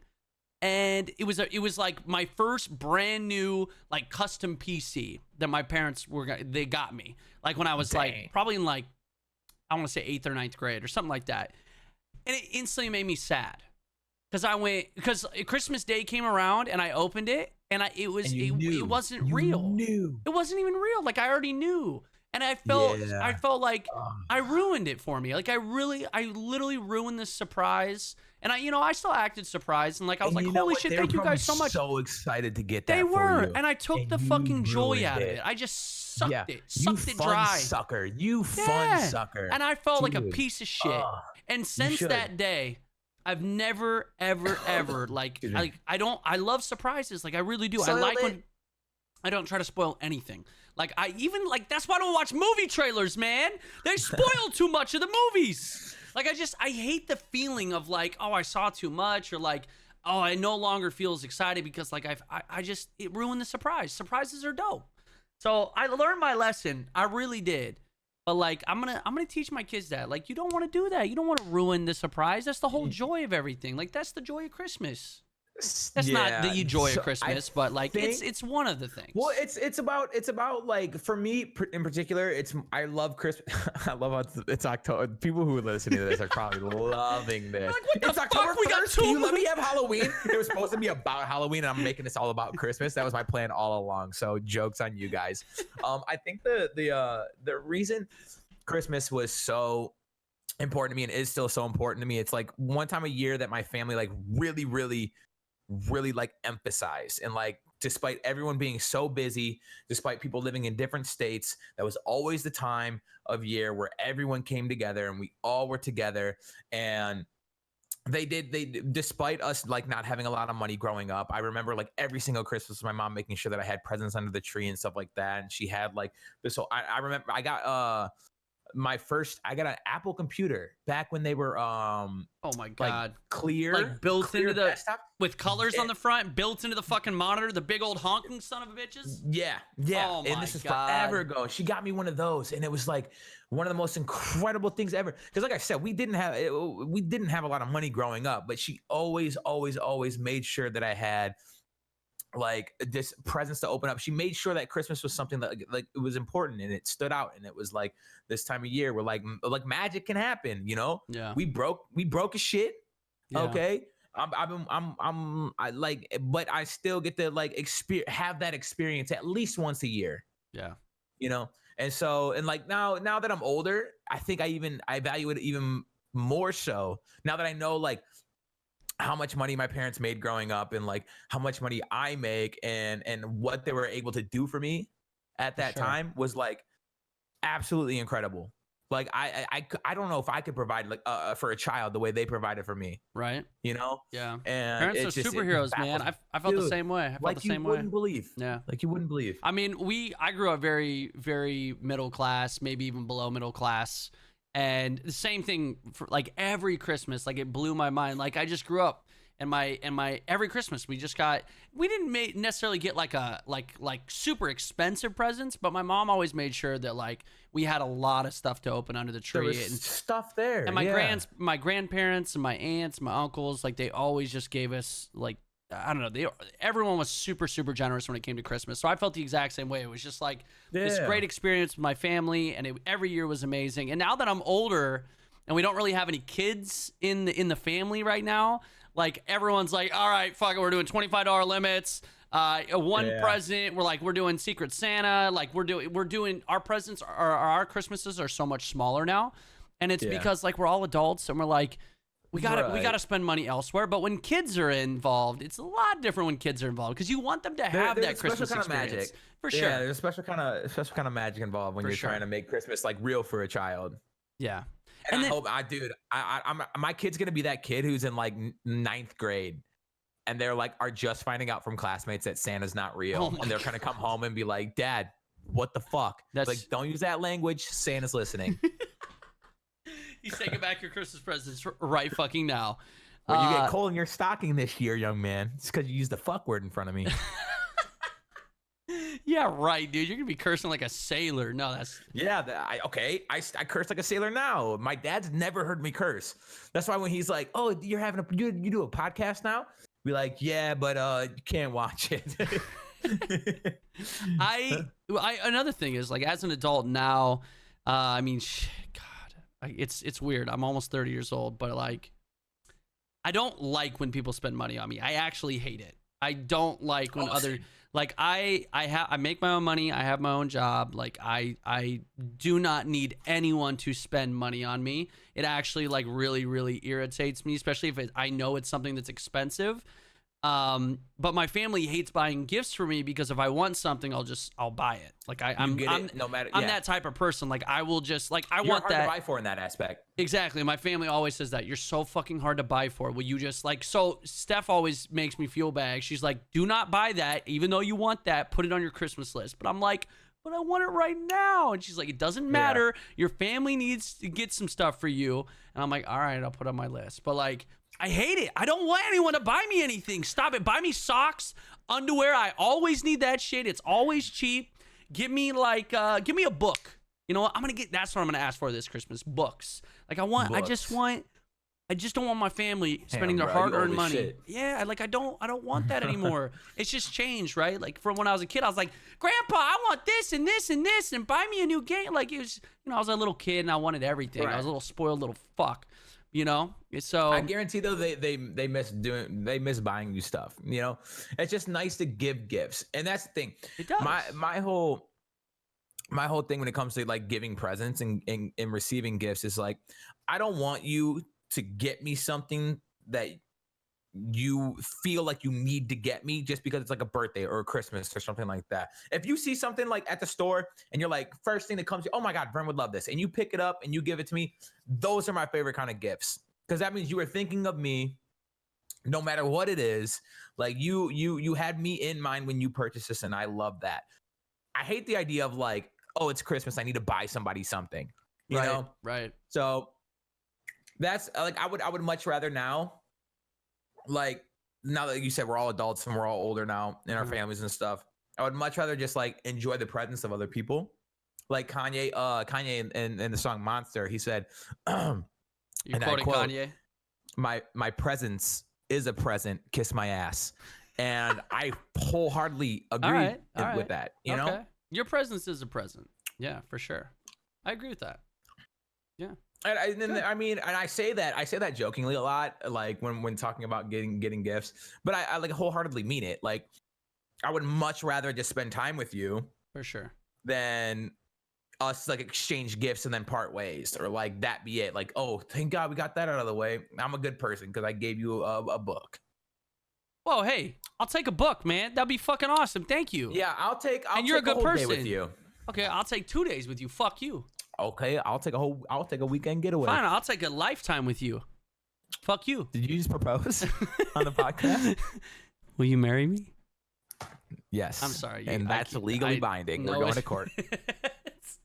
It's not legal. It's definitely not legally binding. It was a verbal agreement in which you engage. I got a ring pop. An engagement. I don't. I'm sorry. I could probably finesse like a ring together using like some like a twisty top from like a a thing, a little plastic twisty. I can put that around your finger. We could get real serious.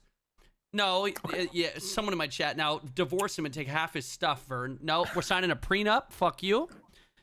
Sign prenups. They're important, all right? Anyways, moving on. Can you stop smacking your cough drop? Sorry, dude. It's better than coughing in their ears. No, 24/7. you're right. I've been muted. I'm just kidding. I've been muted so many times, just hacking up a lung. Hopefully, I I've know if you I've slipped seen in. I've seen you, but you've done My a good streams job. heard it all. Oh, really? Thank you. Oh, you've done a really good job of muting it from my Doing stream. my best. Thanks. It's for you. It's for you, listeners. It's for you. That's true. We do use this file over here, so it works out. Now we got some more topics. We got to keep it moving, or otherwise we're gonna be talking about Christmas for. There was 50 more minutes. there was just one more because I had an experience. Okay. It's gonna be hopefully a good one. What kind of experience? I had an experience about 2 weeks ago Oh. where it had been a while since I got a car wash. And for whatever reason, car washes give me the most anxiety. Like it's like an irrational fear almost. Really? And there's been 2 instances where like the only reason I can chalk it up to why I absolutely hate car washes. And I was hoping you had some sort of irrational fears or something like a normal activity that gives you anxiety. Like Life. yeah, but like literally think about it while I tell these stories. Okay. And then hopefully it'll like make you think of something. So I was really, I think I was like 18 or 19 and I just got my first vehicle and it was the first time I'm going to a car wash. And I'm like, I've had the vehicle for like a couple months now. I never taken it to a car wash. I need to take it to a car wash. I've been with my family members when they are friends who go through car washes. I know how this works. I'm good. So I get off work and I go to the car wash. It was a beautiful day outside. Huge line of cars. I get to the front. It's my turn. Pile of cars behind me. And it's like a one-way, like little entrance thing. And so I get to the front, roll down my window. What's up, Chief? You know, that's what my dad used to call the guy. What's up, Chief? And he's like, what's going on, boss? And I was like, dope, I'm in.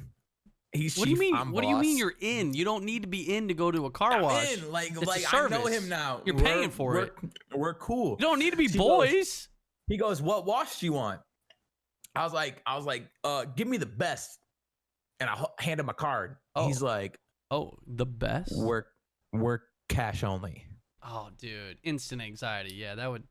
Oh, nice I job. I looked at him and I was like, your cash. This is like literally everything takes the kid asking for money outside the DMV has a Square, you know, like he's taking credit card. Right. Everyone takes credit cards nowadays, and you're telling me you don't? Yeah. Wait. When was this? It was probably like 8 years ago. Okay, now I 8 years ago maybe I could see cash only, like an old school car wash or like a little bit of an older place. Yeah, 8 years ago. But now I would be like, hell no. But so that was a thing. And I was like, oh, I'm so sorry. I don't carry cash on me. Like, I'm so sorry. And so he like, instead of just like, oh, it's okay, like, get me next time. So, I mean, he don't know me. So obviously, like, it's his business. He's not going to give away free car washes, right? He's telling these like 6-7+ vehicles behind me to start backing it up. Oh, jeez, he's that so guy. that I could back up and pull out. And I am mortified at this point. I am like, I'm so sorry. I'm ruining everyone's day. These people came to the car wash for like a 10-minute experience, and now they're gonna back out. It's turning into a 30-minute, a 45-minute extravaganza, and it's all my fault. I'm a piece of garbage. I'm sorry. I'm never getting my car washed again. These people start backing up, and then he realizes it's not happening. Like, these people are not coordinated enough to actually like follow through with this. So he like looks at me and he's like, stop, puts his hand up, stop, pull forward. And so he runs my car through the car wash, like basically turns the thing off and just lets it like run and pull my car through. Right. But like, I kind of feel like it was like the lowest quality. Like, they can't just turn everything off and still have like the right belt pull. And so he pulls my car through, and I felt so bad. I never went back to that car wash ever again. And I like it's been something that causes me anxiety moving forward. Like every car wash now. Oh, I see. Every car. So flash forward to 2 weeks ago, I just got my new Jeep, and I hadn't washed it since I bought it. One time I did, but it was like a self-service one. And so so stupid. So I know it's cash only place, so I make sure I stop at the bank. I'm so prepared. You went to the same place? No, but most of them were, I don't know, maybe it's just a me thing, but like most of the ones that have actual people there only take cash. Weird. Okay. Like there's like self-service ones that you can go like swipe your card and then just go through and it'll do it automatically. Right. But most of the ones that have people are cash only. Plus, I wasn't gonna be caught with my pants down again. Stopped Okay, you at were the bank, prepared. got some cash. Mhm. I wasn't. Yeah, I'm scared as it is. I don't want to do this, but I have to do this because I want to take care of my card. So I pull up, and my new Jeep has the automatic shutoffs that a lot of new cars have, right? And so I get there, you know, what's up, Chief? Hey, boss, I'm in. We're good. Let me get the best. Hand him a $20 bill. Cost $10. It's like, you can give me a $5 back. He's like, thanks, boss. It's like, cool, Chief. Roll my window up, pull forward, put it in neutral. I'm in. I don't turn the automatic start, like the automatic shut off thing, off. So I'm in neutral and it starts pulling me. Everything's fine. My car's getting washed. If your car is paused for too long with these like automatic like off and start, like when you press the brake and your car stops, the car shuts off. When you let off the brake, it turns back on. Yeah, but I have auto start in my Jeep, and I just literally got to wash in the same exact thing, put my car in neutral, and it never did that. If you are, I had an issue. We'll talk about your vehicle after the fact because this is how. Okay, my bad. So if your car is like, if you're braked for too long, it just like shuts off. Right. And you have to like put it in park, press on the brake, restart, push to start, and then like start about your business. My car shuts off. I'm being pulled through. My car shuts off like entirely. And I couldn't like put it in park because then the pulley would like yank some. I don't know. I'm not a car wash expert. Just know that it's not good. Okay. So I leave it in neutral, go through, get my car washed. I'm through the fans or whatever. And my man's with the towel dry is like, pull forward. I can't pull forward because my car shut off. That's when you put it in the park and turn it back. I yoinked it in park. Yeah. In park. Okay. Or put it back in drive. It won't go in drive. You have to put it in park, step on the brake, start the car again, and then pull forward. Put it in drive and pull forward. I don't do it fast enough, and the belt recycles. And so I park, start my car, put it in drive, go to pull forward. My man's goes like this, stop, like screaming at me.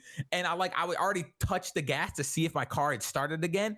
And I do like jump over whatever system was in place there. My Jeep just jumped over it. And like, I swear to God, he like the look on his face, I rolled down my window and he was like towel drying my car. I was like, I'm so sorry. And he's like, I mean, nothing we can do now. And I was like, oh no, this is why I don't like car washes. Jesus, man. Dude, I literally don't know what I like hit or I pulled over. But now that I know that I just need to turn that off. It's such a simple fix. I just turn it off and then like it doesn't turn itself off. Yeah, but that doesn't.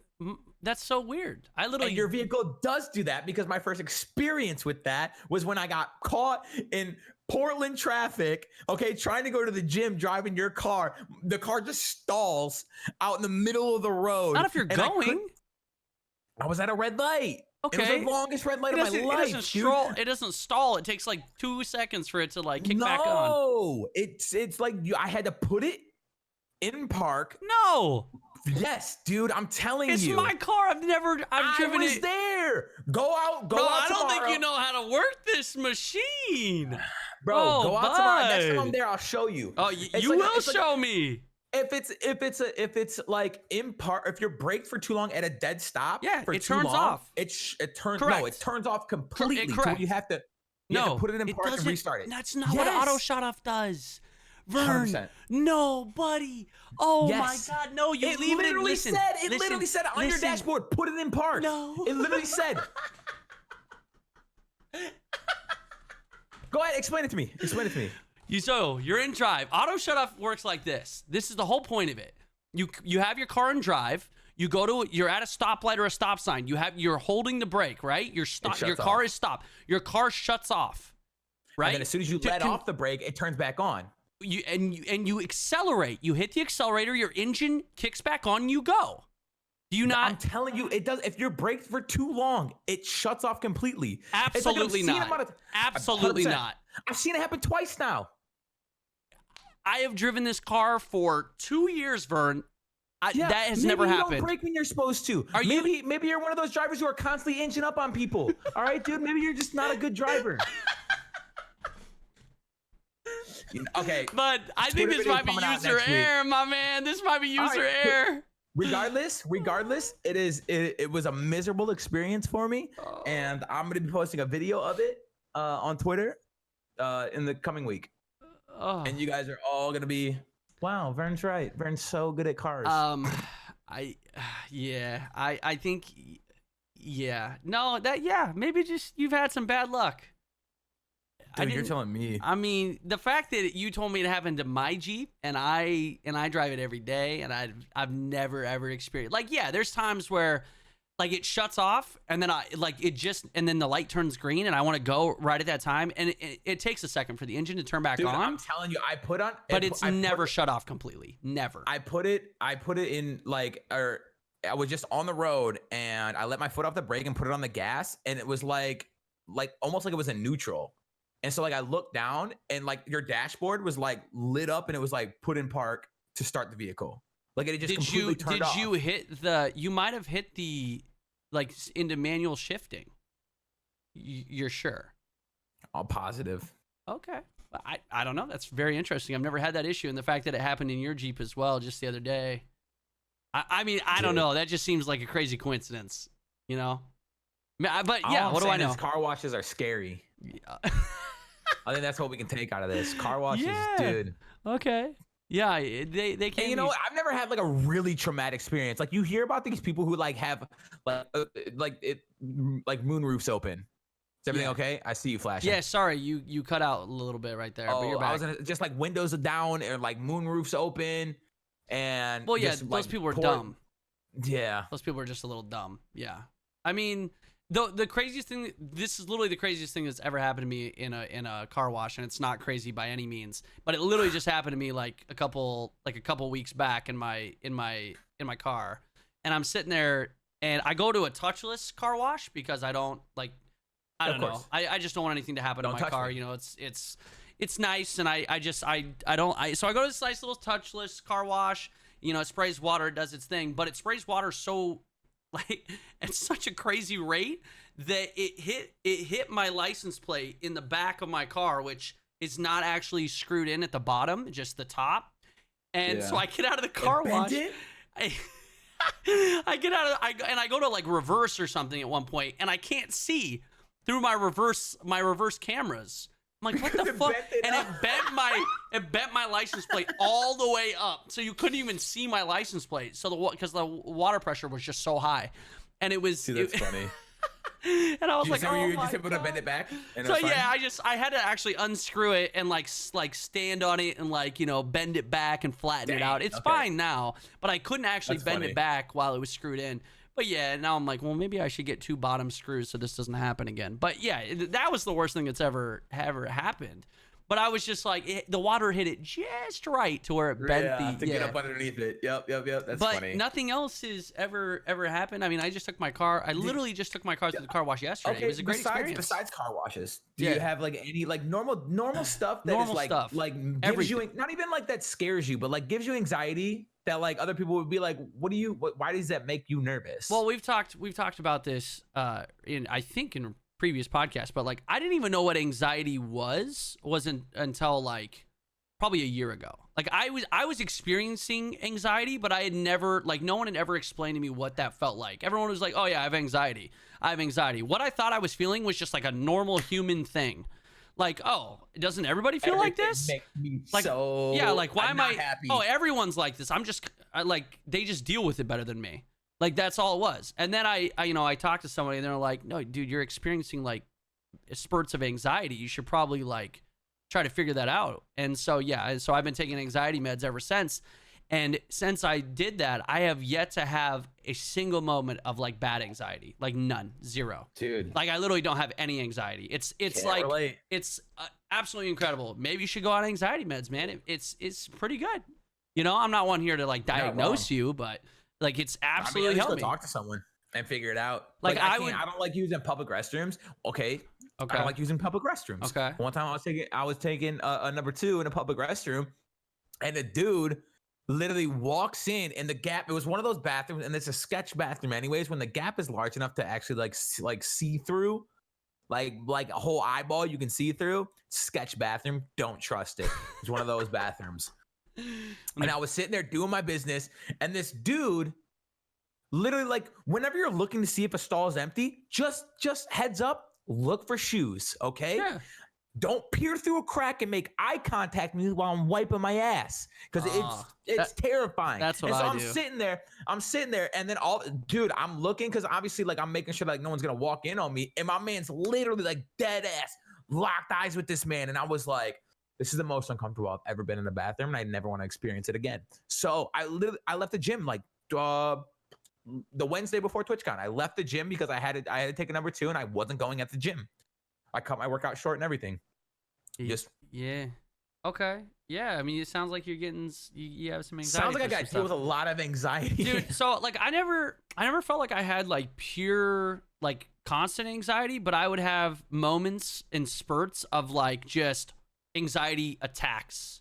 And then I didn't know they were attacks, but I'd get super, super, super flustered. I'd feel like really, really, really hot. I feel like I couldn't think straight. Oh, yeah. And I wouldn't be able to like actually focus. Like, and little things would make me panic. I would just panic. So like when I knew it was a problem, like no joke, it was something this simple. But like, I used to have really bad anxiety with like, imagine this: you're pulling up and you like, you have your normal routine, like, oh, you're driving to your neighborhood and you pull over at your mailbox and you get your mail on the way home. Well, I would have bursts of anxiety if like I would go to do that and there'd be somebody parked already in my spot. And all it really logically I would have to do, it's not a big deal. You park in front of them, behind them, whatever.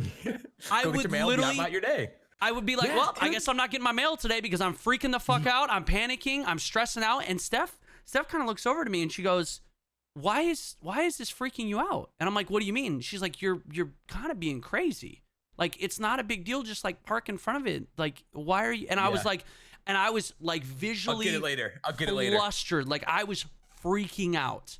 And I was like, I don't know. Like, this isn't normal? Like people don't act like this? And she's like, no, like this isn't get it together. Like you need to go talk to somebody about this. Like you're having anxiety attacks. And it was so simple. It was so simple. Yeah. And then, you know, like, I mean, I don't know. It's been a tremendous change. So I'm happy I did it. Dude, yeah, I talked to somebody. You got that figured out for you. Oh yeah, for sure. So, but I was having anxiety. I would have anxiety like, which is, it's so silly because I'm not like a socially awkward person. Like I don't have issues talking to people. Can't relate there. Sometimes. No, you're not. But like I would have anxiety like, oh man, I'm going to buy this thing. I have to go up to the counter and pay for it. And I have to talk to someone verbally. And I would like start to panic. And it's like, why is that? Why am I panicking? That's anxiety, dude. Talk on the phone. I still can't do that. I hate talking on the phone. Not as much as before, but. I was the one who reached out to a friend. And I was like, hey, what's going on? Like, how you doing? How you feeling? And their response to my text was to call me. Yeah.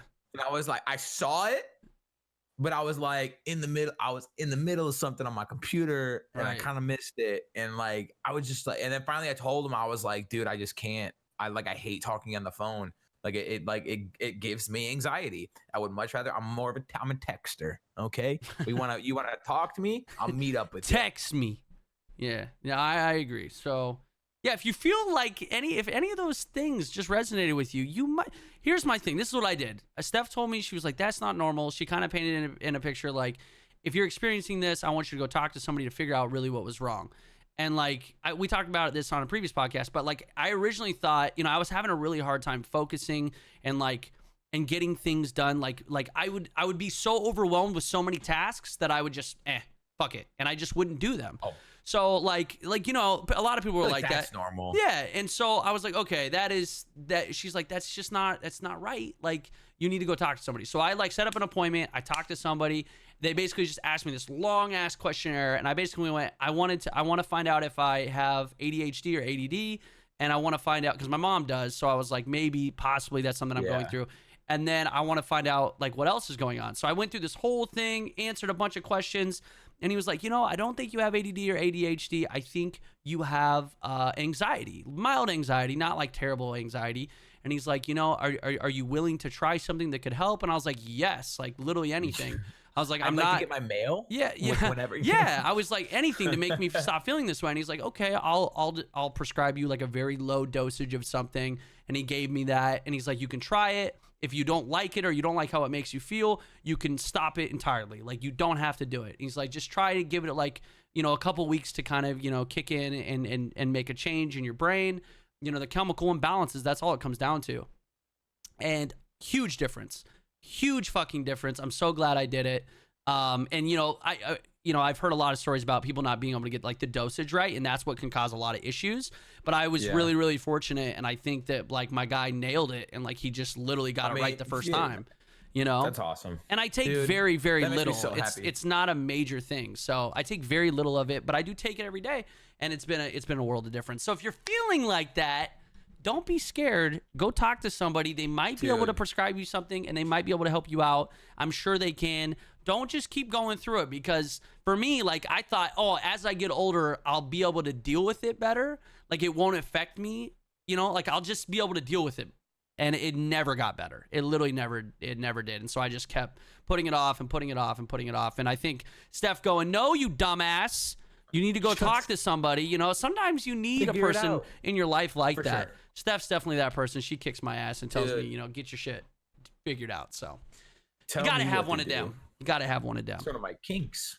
Is kicking your ass and bullying you around and punching you in the face. Why do you think I've stayed your friend for so long? I do kind of bully you, but you know what? It's because I have good intentions, and I bully you to try to encourage you to better yourself. Oh, is that what it is? Yeah, you fucking pussy. Grow up. I'm so thankful. Hey, if I didn't bully you and tell you to get on stage and do it, would you have ever done it? Would you have ever felt more comfortable now moving, you know? Maybe. I forced you out of your comfort zone. Yeah, you didn't bully me into it. You kind of just put me on the spot. I put you on the spot, and you did it. And they were like, yeah, come on down. And I was like, oh, I don't know what you're getting yourself into. And look at you, man. You're crushing it. You crushing it. Ah, well. So, anyways, we're not going to get sappy again. We don't have any more topics, do we? We've been going. This has been the longest podcast ever. Not ever, but dude, since we rebooted. And that was the thing. I was like, I only had like a few topics. I know.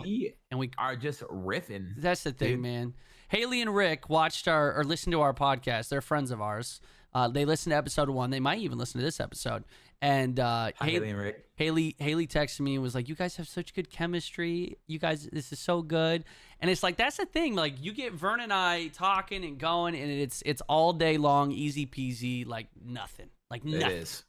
Dude, it's super simple. Yeah, I love you. I think it was piece of shit. I mean, okay. I love you too. Oh my goodness. Is there anything else you want to wrap up with? Or is that besides the fact that you're a robot? No, I think no, man, it's we talked about a lot. I mean, anything else? We do apologize again for the podcast being late. If you guys are watching this on YouTube, you guys can check out the links all down below. If you guys are watching this on any audio platform, there should be links attached to the summary or wherever the description of this episode. If you're more of a searcher, you can find him GoldGloveTV. Search those. Vern Notice. Yes, you guys can find us. I mean, we'll be back. We're back to our normal schedule. Yeah, Mondays every Monday. So not this Monday coming up, but next Monday we'll be back, and hopefully we'll do a better job in the future of letting you guys know when we are going to be late. We should have known. But I mean, well, we did 100% know. Yeah. Like when we got there on Thursday, it was like, oh, so about the podcast. Yeah, I think we were just so busy with the event and TwitchCon itself and just everything going on that we apologize. I didn't take a day off leading up to TwitchCon. Yeah, it was a little crazy. So, it was nuts. But thank you guys so much for listening. We hope to catch you guys. Yeah, we really do hope you guys enjoyed it. We hope to catch you guys in the next episode. Sorry about the audio quality kind of freaking out here at a little bit of times. Vern's getting a robot-y. Sorry. You know, if only he had that beautiful Xfinity X-Fi, it would work out great. I hate to break it to you, brother. I do. Yeah, it happens. We'll get on it. We'll get on it. So thank you guys so much for listening to this episode. I'm gonna make sure to mute Vern right now so you guys can't even hear him as we do the outro. Thank you guys so much for hanging out. And we'll see you guys next time. Should we jump or is it too soon? Should we jump or is it too soon?